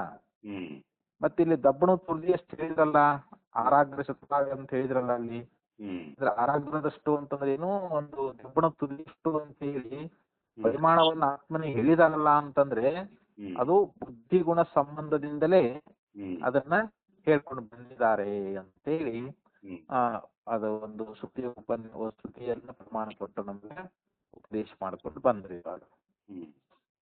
ಇನ್ನ ಮತ್ತೆ ಮುಂದೆ ಹೇಳ್ತಾ ಇದ್ದಾರೆ, ಬುದ್ಧಿ ಗುಣ ಸಂಬಂಧೇನ ಆರಾಗ್ರ ಮಾತ್ರತಾಂ ಶಾಸ್ತಿನ ಸ್ವೇನೈವ ಆತ್ಮನ ಈಶೋನುರಾತ್ಮ ಚೇತಸ ವೇದಿತವ್ಯಃ ಇತ್ಯತ್ರಾಪಿ ನ ಜೀವಸ್ಯ ಅಣುಪರಿಮಾಣತ್ವಂ ಶಿಷ್ಯತೆ. ಇಲ್ಲಿ ಮುಂಡಕೋಪನಿಷತ್ನಲ್ಲಿ ಏನ್ ಹೇಳ್ತಾರ ಅಂತಂದ್ರೆ ಈಶೋ ಅಣುರಾತ್ಮ ಚೇತಸ ವಿದಿತವ್ಯ ಅಂತೇಳಿ ಮುಂಡಕೋಪನಿಷತ್ನಲ್ಲಿ ಒಂದು ಮಂತ್ರ ಬರ್ತದೆ. ಈ ಅಣುವಾಗಿರ್ತಕ್ಕಂಥ ಆತ್ಮನನ್ನ ಚಿತ್ತದಿಂದ ನಾವು ಅರ್ಥಕೊಳ್ಬೇಕು ಅಂತೇಳಿ ಶ್ರುತಿ ಹೇಳ್ತದಲ್ಲಿ. ಶ್ರುತಿ ಏನ್ ಹೇಳ್ತು? ಏಷಃ ಅಣು ಆತ್ಮ ಅಂದ್ರೆ ಈ ಆತ್ಮ ಅಣುವಾಗಿದ್ದಾನೆ. ಚೇತಸ ವಿದಿತವ್ಯ ಅಂದ್ರೆ ಚೇತಸ್ಸಿನಿಂದ ಅಂತಂದ್ರೆ ನಮ್ಮ ಚಿತ್ತದಿಂದ ಅಂತ.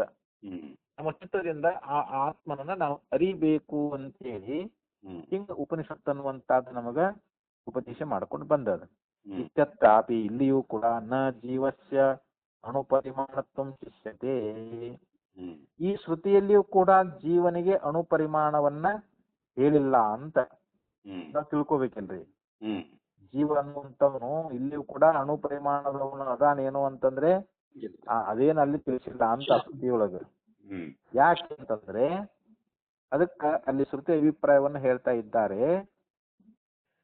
ಪರಸ್ಮೈವಾತ್ಮನಃ ಚಕ್ಷುರಾದ್ಯನವಗ್ರಾಹ್ಯತ್ವೇನ ಜ್ಞಾನ ಪ್ರಸಾದಗಮ್ಯತ್ವೇನ ಚ ಪ್ರವೃತ್ತತ್ವಾತ್.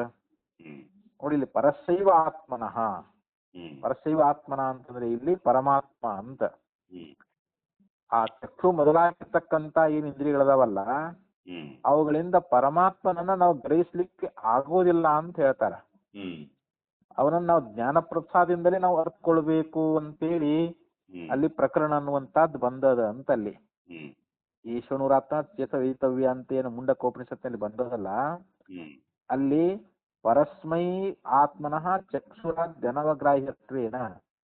ಚಕ್ಷು ಅಂತಂದ್ರೆ ಕಣ್ಣು ಮೊದಲಾಗಿರ್ತಕ್ಕಂತ ಇಂದ್ರಿಯಾದಿಗಳಿಂದ ಅದು ಗ್ರಹಿಸ್ಲಿಕ್ಕೆ ಸಾಧ್ಯ ಅದ ಅಂತದು. ಆ ಪರಮಾತ್ಮ ವಸ್ತು ಅನ್ನುವಂತದ್ದು ಏನದ ಚಕ್ಷುರಾದಿ ಇಂದ್ರಿಯಗಳಿಗೆ ಅನವಗ್ರಾಹ್ಯತ್ವೇನ ಜ್ಞಾನ ಪ್ರಸಾದ ಗಮ್ಯತ್ವೇನ. ಆದ್ರೆ ಜ್ಞಾನ ಪ್ರಸಾದದಿಂದ ಮಾತ್ರ ಅದನ್ನ ನಾವು ಅರ್ಥಕೊಳ್ಬಹುದು. ಯಾವುದು ಆತ್ಮನನ್ನ ನಾವು ಜ್ಞಾನ ಪ್ರಸಾದದಿಂದ ಅರ್ಥಕೊಳ್ಬಹುದು, ಆದ್ರೆ ಶರೀರ ಚಕ್ಷುರಿಂದ್ರಿಯಾದಿಗಳಿಂದ ಅವನನ್ನು ನಾವು ಗ್ರಹಿಸ್ಲಿಕ್ಕೆ ಆಗೋದಿಲ್ಲ ಅಂತೇಳಿ ಹೀಗೆ ಅಲ್ಲಿ ಉಪನಿಷತ್ ಅನ್ನುವಂತಹದ್ದು ಪ್ರಕೃತವಾಗಿ ಉಪದೇಶ ಮಾಡುವಂತಹದ್ದಾಗೈತಿ. ಇನ್ನ ಮತ್ತೆ ಅವರು ಆಚಾರ್ಯ ಹೇಳ್ತಾ ಇದ್ದಾರೆ, ಪ್ರವೃತ್ತಿ ಜೀವಸ್ಯಾಪಿ ಚ ಮುಖ್ಯ ಅಣು ಪರಿಮಾಣತ್ವ ಅನುಪಪತ್ತೇ. ಇಲ್ಲಿ ಜೀವನಿಗೂ ಕೂಡ ಈ ಮುಖ್ಯವಾಗಿರ್ತಕ್ಕಂಥ ಅಣು ಪರಿಮಾಣತ್ವಾದಿಗಳು ಇವು ಸಂಭವಿಸ್ತಾವೇನು ಅಂತಂದ್ರೆ ಇಲ್ಲ ಅಂತ. ಈ ಜೀವನಿಗೆ ಇವೇನ ಅಣುತ್ವ ವಚನ ಅನ್ನುವಂತಹದ್ದು ಇದು ಇವನನ್ನ ಅಂದ್ರೆ ಅಲ್ಲಿ ಅಣು ಪರಿಮಾಣ ಅನ್ನುವಂತಹದ್ದು ಇವನಿಗೆ ಹೊಂದುವುದಿಲ್ಲ ಅಂತ. ಮುಖ್ಯವಾಗಿರ್ತಕ್ಕಂಥ ಅಣು ಪರಿಮಾಣ ಅನ್ನುವಂತಹದ್ದು ಈ ಜೀವನಿಗೆ ಹೊಂದೋದೇ ಇಲ್ಲ ಅಂತ ಹೇಳ್ತಾ ಇದ್ದಾರೆ. ಇಲ್ಲಿ ಮುಖ್ಯ ಹೊಂದುವುದಿಲ್ಲವಾದ್ದರಿಂದ ಇಲ್ಲಿ ಅಣು ಅನ್ನುವಂತ ಮಾತಿಗೆ ನಾವು ಗೌಣಾರ್ಥವನ್ನೇ ಇಲ್ಲಿ ಕಲ್ಪಿಸ್ಕೊಳ್ಬೇಕಂತ. ಅದು ಗೌಣವಾಗಿ ಹೇಳಿದಾರೆ ಅಂತ ತಿಳ್ಕೊಳ್ಬೇಕೇ ಹೊರತು ಮುಖ್ಯವಾದ ಅರ್ಥದಲ್ಲಿ ಜೀವನಿಗೆ ಅಣು ಪರಿಮಾಣವನ್ನ ಹೇಳಿಲ್ಲ, ಅದು ಹೊಂದುವುದೂ ಇಲ್ಲ ಅಂತ ಹೇಳ್ತಾರ ಅವರು. ಅದು ನಾ ಅಲ್ಲಿ ಹೇಳ್ತಕ್ಕಂಥದ್ದು ಪೂರ್ವ ಪಕ್ಷಿ ಏನ್ ಹೇಳಿದಾನಲ್ಲ ಅದು ಹೊಂದಲಾಗದು ಅಂತ. ಮತ್ತೆ ಹೇಳ್ತಾರೆ, ಜೀವಸ್ಯಾಪಿ ಮುಖ್ಯ ಅಣು ಪರಿಮಾಣತ್ವ ಅನುಪತ್ತೆ ತಸ್ಮಾತ್ ದುರ್ಜ್ಞಾನತ್ವ ಅಭಿಪ್ರಾಯಮಿದಂ ಅಣುತ್ವ ವಚನಂ ಉಪಾದ್ಯಭಿಪ್ರಾಯಂ ವಾ ದ್ರಷ್ಟವ್ಯಂ. ನೋಡ್ರಿ, ದುರ್ಜ್ಞಾನತ್ವ ಅಭಿಪ್ರಾಯಮಿದಂ ಇದು ತಿಳ್ಕೊಳ್ಳೋದು ಬಹಳ ಕಷ್ಟ ಅಂತ. ಇದನ್ನ ಅದಕ್ಕೆ ದುರ್ಜ್ಞಾನತ್ವ ಅಭಿಪ್ರಾಯಮಿದಂ ಅಂತ. ಅಷ್ಟು ಸುಲಭವಾಗಿ ಇದು ತಿಳಿಲಿಕ್ಕೆ ಬರ್ಲಾರ್ದದು ಆ ಅಣುತ್ವ ವಚನ ಅನ್ನುವಂತಹದ್ದನ್ನ ಉಪಾದ್ಯಭಿಪ್ರಾಯಂ ವಾ ದ್ರಷ್ಟವ್ಯಂ ಅಂದ್ರೆ ಅದಕ್ಕ ಇಲ್ಲಿ ಹೇಳ್ತಾ ಇದ್ದಾರವರು, ಈ ಅಣುತ್ವ ವಚನ ಅನ್ನುವಂತಹದ್ದು ಏನೈತಲ್ಲ ಅದು ಇವನನ್ನ ಅರ್ಥಕೊಳ್ಬೇಕನ್ನುವಂಥದ್ದು ಇದು ಬಹಳ ಕಷ್ಟ ಅಂತ ಹೇಳಿ ಆ ಅಭಿಪ್ರಾಯದಿಂದಲೇ ಇಲ್ಲಿ ಹೇಳಿದಾರಂತ ಅವರು. ಆ ಉಪಾಧಿ ಅಭಿಪ್ರಾಯದಿಂದಲೇ ಅದು ಹೇಳಿದ್ದೆ ಅಂತ ನಾವು ತಿಳ್ಕೊಬೇಕಂತ ಹೇಳ್ತಾರ ಅವರು. ಅಂತೇಳಿ ಇಷ್ಟು ಆ ಒಂದು ಶ್ರುತಿ ಅಭಿಪ್ರಾಯವನ್ನ ಅಲ್ಲಿ ಹೇಳ್ಕೊಂಡು ಬಂದ್ರು. ಅಂದ್ರೆ ಇಲ್ಲಿ ಅಣುತ್ವ ವಚನ, ಜೀವ ಅಣುವಾಗಿದ್ದಾನೆ ಅನ್ನುವಂತ ಈ ಮಾತು ಏನೈತಲ್ಲ, ನಾವು ಇವನನ್ನ ಅರ್ಥಕೊಳ್ಳುವುದು ಕಷ್ಟ ಅನ್ನುವಂತ ಅಭಿಪ್ರಾಯದಿಂದ ಅಲ್ಲಿ ಅಣುತ್ವ ವಚನವನ್ನು ಹೇಳಿದ್ದಾರೆ ಹೊರತು ಅಲ್ಲಿ ಅದು ಉಪಾಧಿಯ ಅಭಿಪ್ರಾಯದಿಂದಲೇ ಹೇಳಿದ್ದೆ ಅಂತ ತಿಳ್ಕೊಬೇಕಂತ ನಾವ್ರಿಲ್ಲಿ. ಪ್ರಜ್ಞೆಯ ಶರೀರಂ ಸಮಾರುಹ್ಯ ಇತ್ಯೇವಂ ಜಾತೀಯಕ್ಕೆ ಭೇದೋಪದೇಶೇಷು ಬುದ್ಧ್ಯೈವ ಉಪಾಧಿಭೂತಯಾ ಜೀವಃ ಶರೀರಂ ಸಮಾರುಹ್ಯ ಇತ್ಯೇವಂ ಯೋಜಯಿತವ್ಯಂ. ತಥಾ ಪ್ರಜ್ಞೆಯ ಶರೀರಂ ಸಮಾರುಹ್ಯ ಅಂತೇಳಿ ಒಂದು ಉಪನಿಷತ್ ಮಂತ್ರ ಅನ್ನುವಂತಹದ್ದು ಬರ್ತದ. ಅಂದ್ರೆ ಪ್ರಜ್ಞೆಯಿಂದ ಶರೀರವನ್ನ ಏರಿಕೊಂಡು ಅಂತೇಳಿ ಈ ಪ್ರಕಾರವಾಗಿ ಅಲ್ಲಿ ವೇದದ ಉಪದೇಶಗಳಲ್ಲಿಯೂ ಕೂಡ ಉಪಾಧಿಯಾಗಿರ್ತಕ್ಕಂಥ ಬುದ್ಧಿಯಿಂದಲೇ ಅಂತ ಹೇಳಿದಾರಲ್ಲಿ. ಆ ಶ್ರುತಿ ಅನ್ನುವಂತಹದ್ದು ಪ್ರಜ್ಞೆಯ ಶರೀರಂ ಸಮಾರುಹ್ಯ ಅಂತೇಳಿ ಇತ್ಯೇವಂ ಜಾತೀಯ ಕೇಶೋಪಿ ವೇದೋಪದೇಶೇಶು ಬುದ್ಧೈವ ಉಪಾಧಿಭೂತಯ ಜೀವ ಶರೀರಂ ಸಮಾರುಹ್ಯ. ಅಲ್ಲಿ ಜೀವ ಏನ್ ಮಾಡಿದಾನೆ ಅಂತಂದ್ರೆ ಶರೀರವನ್ನ ಏರಿಕೊಂಡು ಅಂತೇಳಿ ಈ ರೀತಿಯಾಗಿರ್ತಕ್ಕಂತ ಮಾತುಗಳಲ್ಲಿ ಬರ್ತಾ ಇದ್ದಾವೆ. ಯಾಕಂತಂದ್ರೆ ಅಲ್ಲಿ ಭೇದೋಪದೇಶ ಅನ್ನುವಂತಹದ್ದು ಅಲ್ಲಿ ಅದು ಯಾಕಾಯ್ತಂದ್ರೆ ಉಪಾಧಿಯಾಗಿರ್ತಕ್ಕಂಥ ಬುದ್ಧಿಯಿಂದಲೇ ಅಂತ. ಉಪಾಧಿಯಾಗಿರ್ತಕ್ಕಂಥ ಬುದ್ಧಿಯಿಂದಲೇ ಅಲ್ಲಿ ವೇದದ ಉಪದೇಶ ಅನ್ನುವಂತಹದ್ದು ನಮಗೆ ಅಲ್ಲಿ ಕಂಡು ಬರ್ತಾ ಇದೆ ಅಂತ. ಯಾಕ ಪ್ರಜ್ಞೆಯಿಂದ ಶರೀರವನ್ನು ಏರಿಕೊಂಡು ಅಂತೇಳಿ ಈ ಪ್ರಕಾರವಾಗಿರ್ತಕ್ಕಂಥ ಶ್ರುತಿಗಳು ಅಲ್ಲಿ ವೇದದ ಒಂದು ಉಪದೇಶದಲ್ಲಿಯೂ ಕೂಡ ಉಪಾಧಿಯಾಗಿರ್ತಕ್ಕಂಥ ಬುದ್ಧಿಯಿಂದಲೇ ಅಂತೇಳಿ ಅಲ್ಲಿ ಜೀವ ಶರೀರವನ್ನ ಏರಿಕೊಂಡು ಅನ್ನುವಂತ ಒಂದು ಮಾತುಗಳನ್ನ ಅಲ್ಲಿ ಹೇಳ್ಕೊಂಡು ಬಂದಿದ್ದಾರೆ ಅಂತ ಹೇಳಿದ್ರು ಅವರು. ಪ್ರಜ್ಞೆಯ ಶರೀರಂ ಸಮಾರುಹ್ಯ ಇತ್ಯೇವಂ ಜಾತಿಕೇಶ್ವಪಿ ವೇದೋಪದೇಶೇಷು ಬುದ್ಧೈವ ಉಪಾಧಿಭೂತತಯ ಜೀವ ಶರೀರಂ ಸಮಾರುಹ್ಯ ಇತ್ಯೇವಂ ಯೋಜಯತವ್ಯಂ. ಅಂದ್ರೆ ಈ ರೀತಿಯಾಗಿ ನಾವು ಯೋಜಿಸಿಕೊಳ್ಳಬೇಕು ಅಂತ ಹೇಳಿದ್ರು ಅವರು. ಪ್ರಜ್ಞೆಯಿಂದ ಶರೀರವನ್ನ ಏರಿ ಅಂತಂದ್ರೆ ಏನು, ಅಲ್ಲಿ ಉಪಾಧಿಯಾಗಿರ್ತಕ್ಕಂಥ ಬುದ್ಧಿಯಿಂದಲೇ ಇಲ್ಲಿ ಜೀವ ಶರೀರವನ್ನ ಸಮಾರುಹ್ಯ ಅಂತಂದ್ರೆ ಏನು, ಏರಿದಾನೆ ಅಂತ. ಇನ್ನ ವ್ಯಪದೇಶ ಮಾತ್ರಂ ವಾ ಶಿಲಾಪುತ್ರಕಸ್ಯ ಶರೀರಂ ಇತ್ಯಾದಿವತ್. ಇಲ್ಲಿ ವ್ಯಪದೇಶ ಮಾತ್ರಂ ಶಿಲಾಪುತ್ರಕಸ್ಯ ಶರೀರಂ. ಇಲ್ಲಿ ಶಿಲಾ ಶರೀರ ಅಂತಂದ್ರೆ ಒಂದು ಶಿಲಾ ಅಂದ್ರೆ ಕಲ್ಲಿನ ಗೊಂಬೆ ಶರೀರ ಅಂತ. ಇಲ್ಲಿ ಕಲ್ಲಿನ ಗೊಂಬೆ ಶರೀರ ಅನ್ನುವಂತಹದ್ದು ಅಂತ ಹೆಂಗ, ಅದು ಕೇವಲ ಬರೀ ಮಾತಷ್ಟ ಅಂತದು. ಕಲ್ಲಿನ ಗೊಂಬೆ ಶರೀರ ಅಂತ ಹೇಳ್ತಾರೆ ಇಲ್ಲಿ. ಅಂದ್ರೆ ಗೊಂಬೆಗೂ ಆ ಶರೀರಕ್ಕೂ ಭೇದ ಇಲ್ಲ ಅಂತ. ಇಲ್ಲಿ ಗೊಂಬೆ ಬೇರೆ ಅದ್ರ ಶರೀರ ಬೇರೆ ಅಂತ ಏನಾದ್ರು ಹೇಳಕ್ ಬರ್ತೈತನ್ರಲ್ಲಿ? ಇಲ್ಲ. ಹಂಗ ಇಲ್ಲಿ ಚೈತನ್ಯಕ್ಕೂ ಜೀವನಿಗೂ ಭೇದ ಇಲ್ಲ ಅಂತ. ಇಲ್ಲಿ ಚೈತನ್ಯವೇ ಬೇರೆ ಜೀವನೇ ಬೇರೆ ಅಂತ ನಾವು ಹಿಂಗ ಅರ್ಥೈಸಬಾರದು. ಯಾಕಂದ್ರೆ ಜೀವ ಚೇತನ ಸ್ವರೂಪನದಾನದು ಒಂದೇ ಅಂತದ. ನಾವು ಚೇತನ ಅಂತ ಅನ್ಬೋದು, ಜೀವಂತರ ಅನ್ಬೋದು ಅಂತ ಅಲ್ಲಿ ಭೇದವೇ ಇಲ್ಲ ಅಂತ ಹೇಳ್ತಾ ಇದ್ದಾರೆ ಅವರು. ಮತ್ತ ಇಲ್ಲಿ ಏನ್ ಹೇಳಿದ್ರು ಅಂತಂದ್ರೆ ಗುಣ ಗುಣಿ ವಿಭಾಗೋ ನಹಿ ವಿದ್ಯತೆ. ಮತ್ತಿಲ್ಲಿ ಗುಣ ಗುಣಿ ಅನ್ನುವಂತ ವಿಭಾಗವು ಕೂಡ ಇಲ್ಲಿ ಹೊಂದುವುದಿಲ್ಲ ಅಂತ ಹೇಳ್ತಾರ. ಇಲ್ಲಿ ಗುಣ ಗುಣಿ ಚೈತನ್ಯ ಮತ್ತು ಜೀವರಲ್ಲಿ ಇಲ್ಲಿ ಗುಣ ಗುಣಿ ಭಾವ ಅನ್ನುವಂತಹದ್ದನ್ನು ಕೂಡ ನಾವು ಹೇಳಿಕ್ ಆಗೋದಿಲ್ಲ. ಹೃದಯಾಯ ತನತ್ವ ವಚನಮಪಿ ಬುದ್ಧೇರೇವ ತದಾಯತ್ತತ್ವಾತ್. ಇನ್ನ ಇಲ್ಲಿ ಒಂದು ಬುದ್ಧಿಯ ಇದನ್ನ ಹೇಳ್ಯಾರಲ್ರಿ ಅವರು. ಏನೋ ಅವನು ಬುದ್ಧಿ ಯಾರು ಇಲ್ಲಿ ಜೀವನಾಗಿರ್ತಕ್ಕಂಥವನು ಹೃದಯದಲ್ಲಿ ಇರ್ತಾನ ಅಂತ ಹೇಳ್ಕೊಂಡು ಬಂದಿದಾರಲ್ರಿ. ಆ ಹೃದಯದಲ್ಲಿ ಇರ್ತಾನ ಅಂತ ಹೇಳಿದ್ದು ಕೂಡ ಆ ಬುದ್ಧಿ ಅನ್ನುವಂತಹದ್ದು ಹೃದಯದಲ್ಲಿ ಇರುವುದರಿಂದ ಅಂತ. ಬುದ್ಧಿ ನಮ್ಮ ಹೃದಯದೊಳಗಾದ್ರೆ ಆ ಬುದ್ಧಿಯೊಳಗ ಇವನು ಆತ್ಮ ಅದಾನಂತ. ಅದರಂತೆ ಇಲ್ಲಿ ಉತ್ಕ್ರಾಂತಿ ಮುಂತಾದವುಗಳು ಕೂಡ ಉಪಾಧಿಗೆ ಅಧೀನವಾಗಿಯೇ ಆಗ್ತವೆ ಅಂತ ಹೇಳ್ತಾರ ಅವರು. ಈ ನಮ್ಮ ಶರೀರವನ್ನ ಬಿಟ್ಟು ಹೋಗೋದು ಆತ್ಮ ಅಲ್ಲ, ಆತ್ಮ ಇಲ್ಲೇ ಇರ್ತಾನ ಅವನು. ನಮ್ಮ ಶರೀರ ಬಿಟ್ಟು ಹೋಗೋದು ಯಾವುದು? ಉಪಾಧಿ. ಅಂದ್ರೆ ಮನಸ್ಸು ಬುದ್ಧಿ ಚಿತ್ತು ಅಹಂಕಾರ ಅಂತಃಕರಣ ಏನದಲ್ಲ ಅದು ಈ ಶರೀರವನ್ನು ಬಿಟ್ಟು ಉತ್ಕ್ರಮಣ ಮಾಡ್ತದೆ. ಅದು ಗಮನವನ್ನ ಮಾಡ್ತದೆ. ಗಮನಾಗಮನಗಳು ಆ ಬುದ್ಧಿ ಉಪಾದಿಯಿಂದ ಕೂಡಿಕೊಂಡಿರ್ತಕ್ಕಂತ ಅದು ಸೂಕ್ಷ್ಮ ಶರೀರ ಅಂತ ಕರೆಸ್ಕೊಳ್ತದಲ್ರಿ. ಅದಕ್ಕದ ಅಂತದು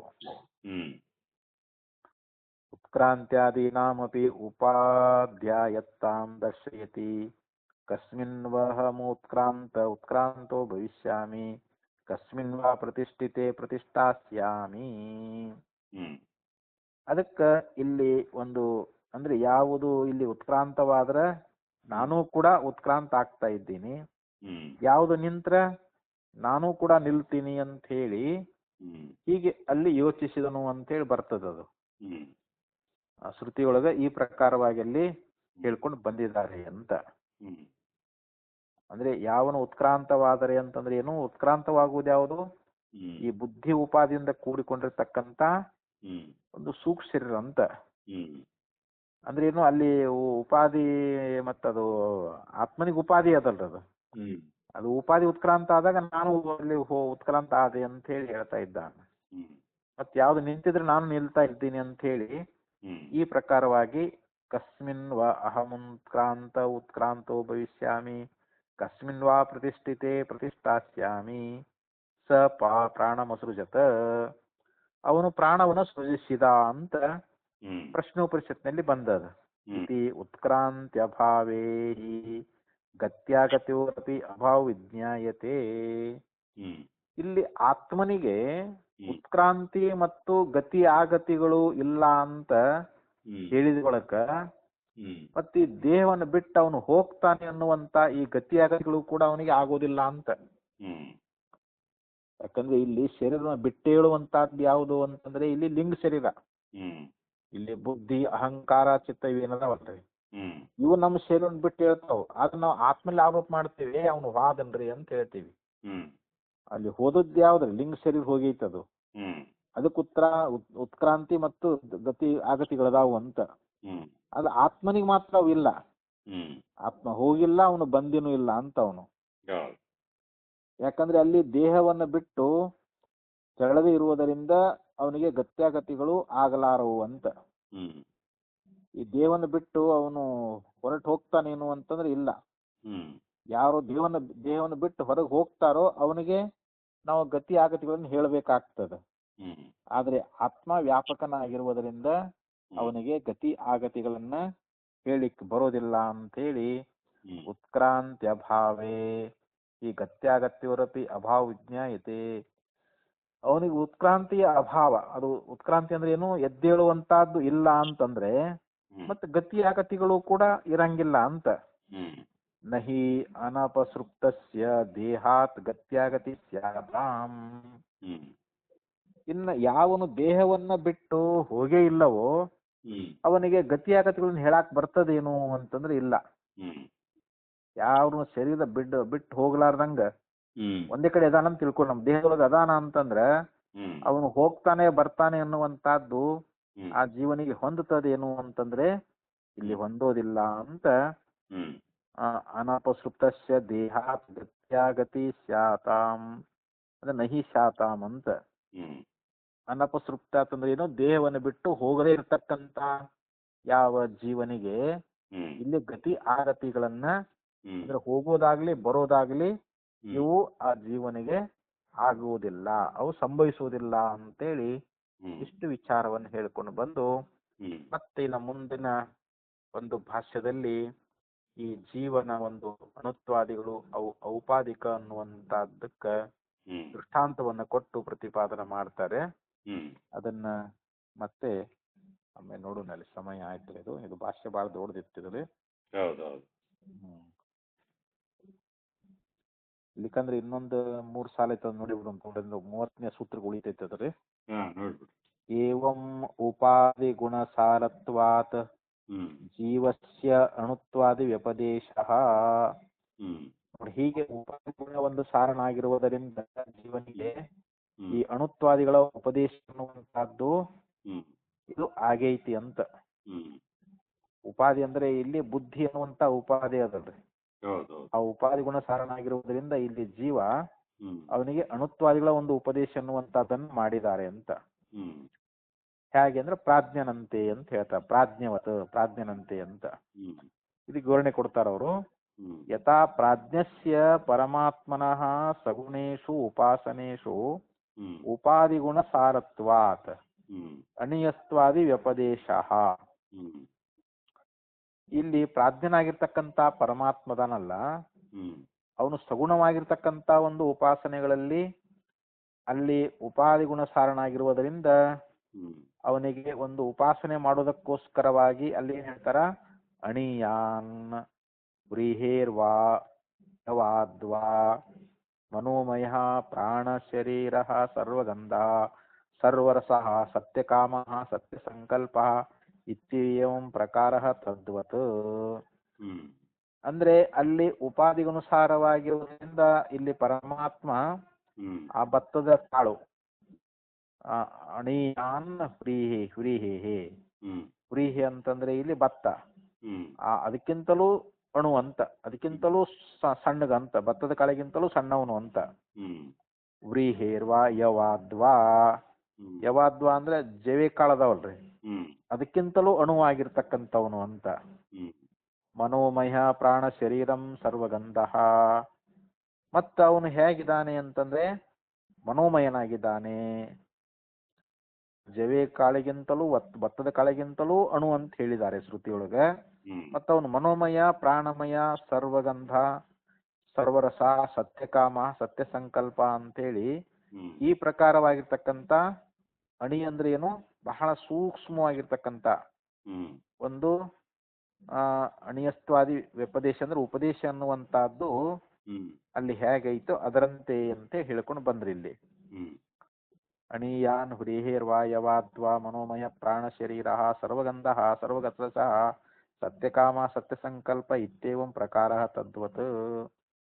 ಆ ಪ್ರಕಾರ ಅಂತ ಅಂದ್ರೆ ಇಲ್ಲಿ ಉಪಾದಿ ಗುಣಸಾರವಾಗಿರುವುದರಿಂದ ಜೀವನಿಗೆ ಅನುತ್ವಾದಿಗಳ ಒಂದು ಉಪದೇಶ ಅನ್ನುವಂತಹದ್ದು ಐತೆ ಹೊರತು, ಆದ್ರೆ ವಾಸ್ತವಿಕವಾಗಿ ಅವನಿಗೆ ಯಾವುದೇ ಒಂದು ಪರಿಮಾಣ ಇಲ್ಲ, ಅವನಿಗೆ ಯಾವುದೇ ಅಳತೆ ಅನ್ನುವಂಥದ್ದೇನು ಹೇಳಕ್ ಬರಂಗಿಲ್ಲ ಅಂತ. ಅಲ್ಲಿ ಭತ್ತದ ಕಾಳಾಗ್ಲಿ ಜವೆ ಕಾಳಾಗ್ಲಿ ಅಥವಾ ಮನೋಮಯ ಅಂತಾಗ್ಲಿ ಪ್ರಾಣಮಯ ಅಂತಾಗ್ಲಿ ಸರ್ವಗಂಧ ಅಂತಾಗ್ಲಿ ಸರ್ವರಸ ಅಂತಾಗ್ಲಿ ಸತ್ಯಕಾಮ ಅಂತಾಗ್ಲಿ ಈ ಪ್ರಕಾರವಾಗಿರ್ತಕ್ಕಂಥ ಒಂದು ಆತ್ಮನಿಗೆ ಅಣುತ್ವಾದಿ ಉಪದೇಶ ಅನ್ನುವಂತಹದ್ದು ಅಲ್ಲಿ ಒಂದು ಉಪಾಧಿ ಇಟ್ಕೊಂಡು ಹೇಳಿದ್ದಾರೆ ಅಂತ. ಅದರಂತೆ ಇದು ಅಂತ ಹೇಳ್ಕೊಂಡ್ ಬಂದ್ರಿ ಇದು. ಇನ್ನು ಮುಂದೆ ಯಾವದಾತ್ಮ ಭಾವಿತ್ವಾಚ ನ ದೋಷ ಸದರ್ಶನಾತ್, ಇದು 30ನೇ ಸೂತ್ರ. ಇದು ಇದನ್ನು ಪ್ರಾರಂಭ ಮಾಡ್ತಾ ಇದ್ದಾರೆ.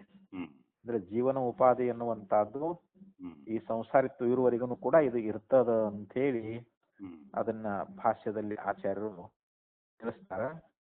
ಅದನ್ನ ಮತ್ತೆ ಅದು ನೋಡಿ ಇನ್ನೊಂದ್ಸಲ ಮಾಡುವಾಗ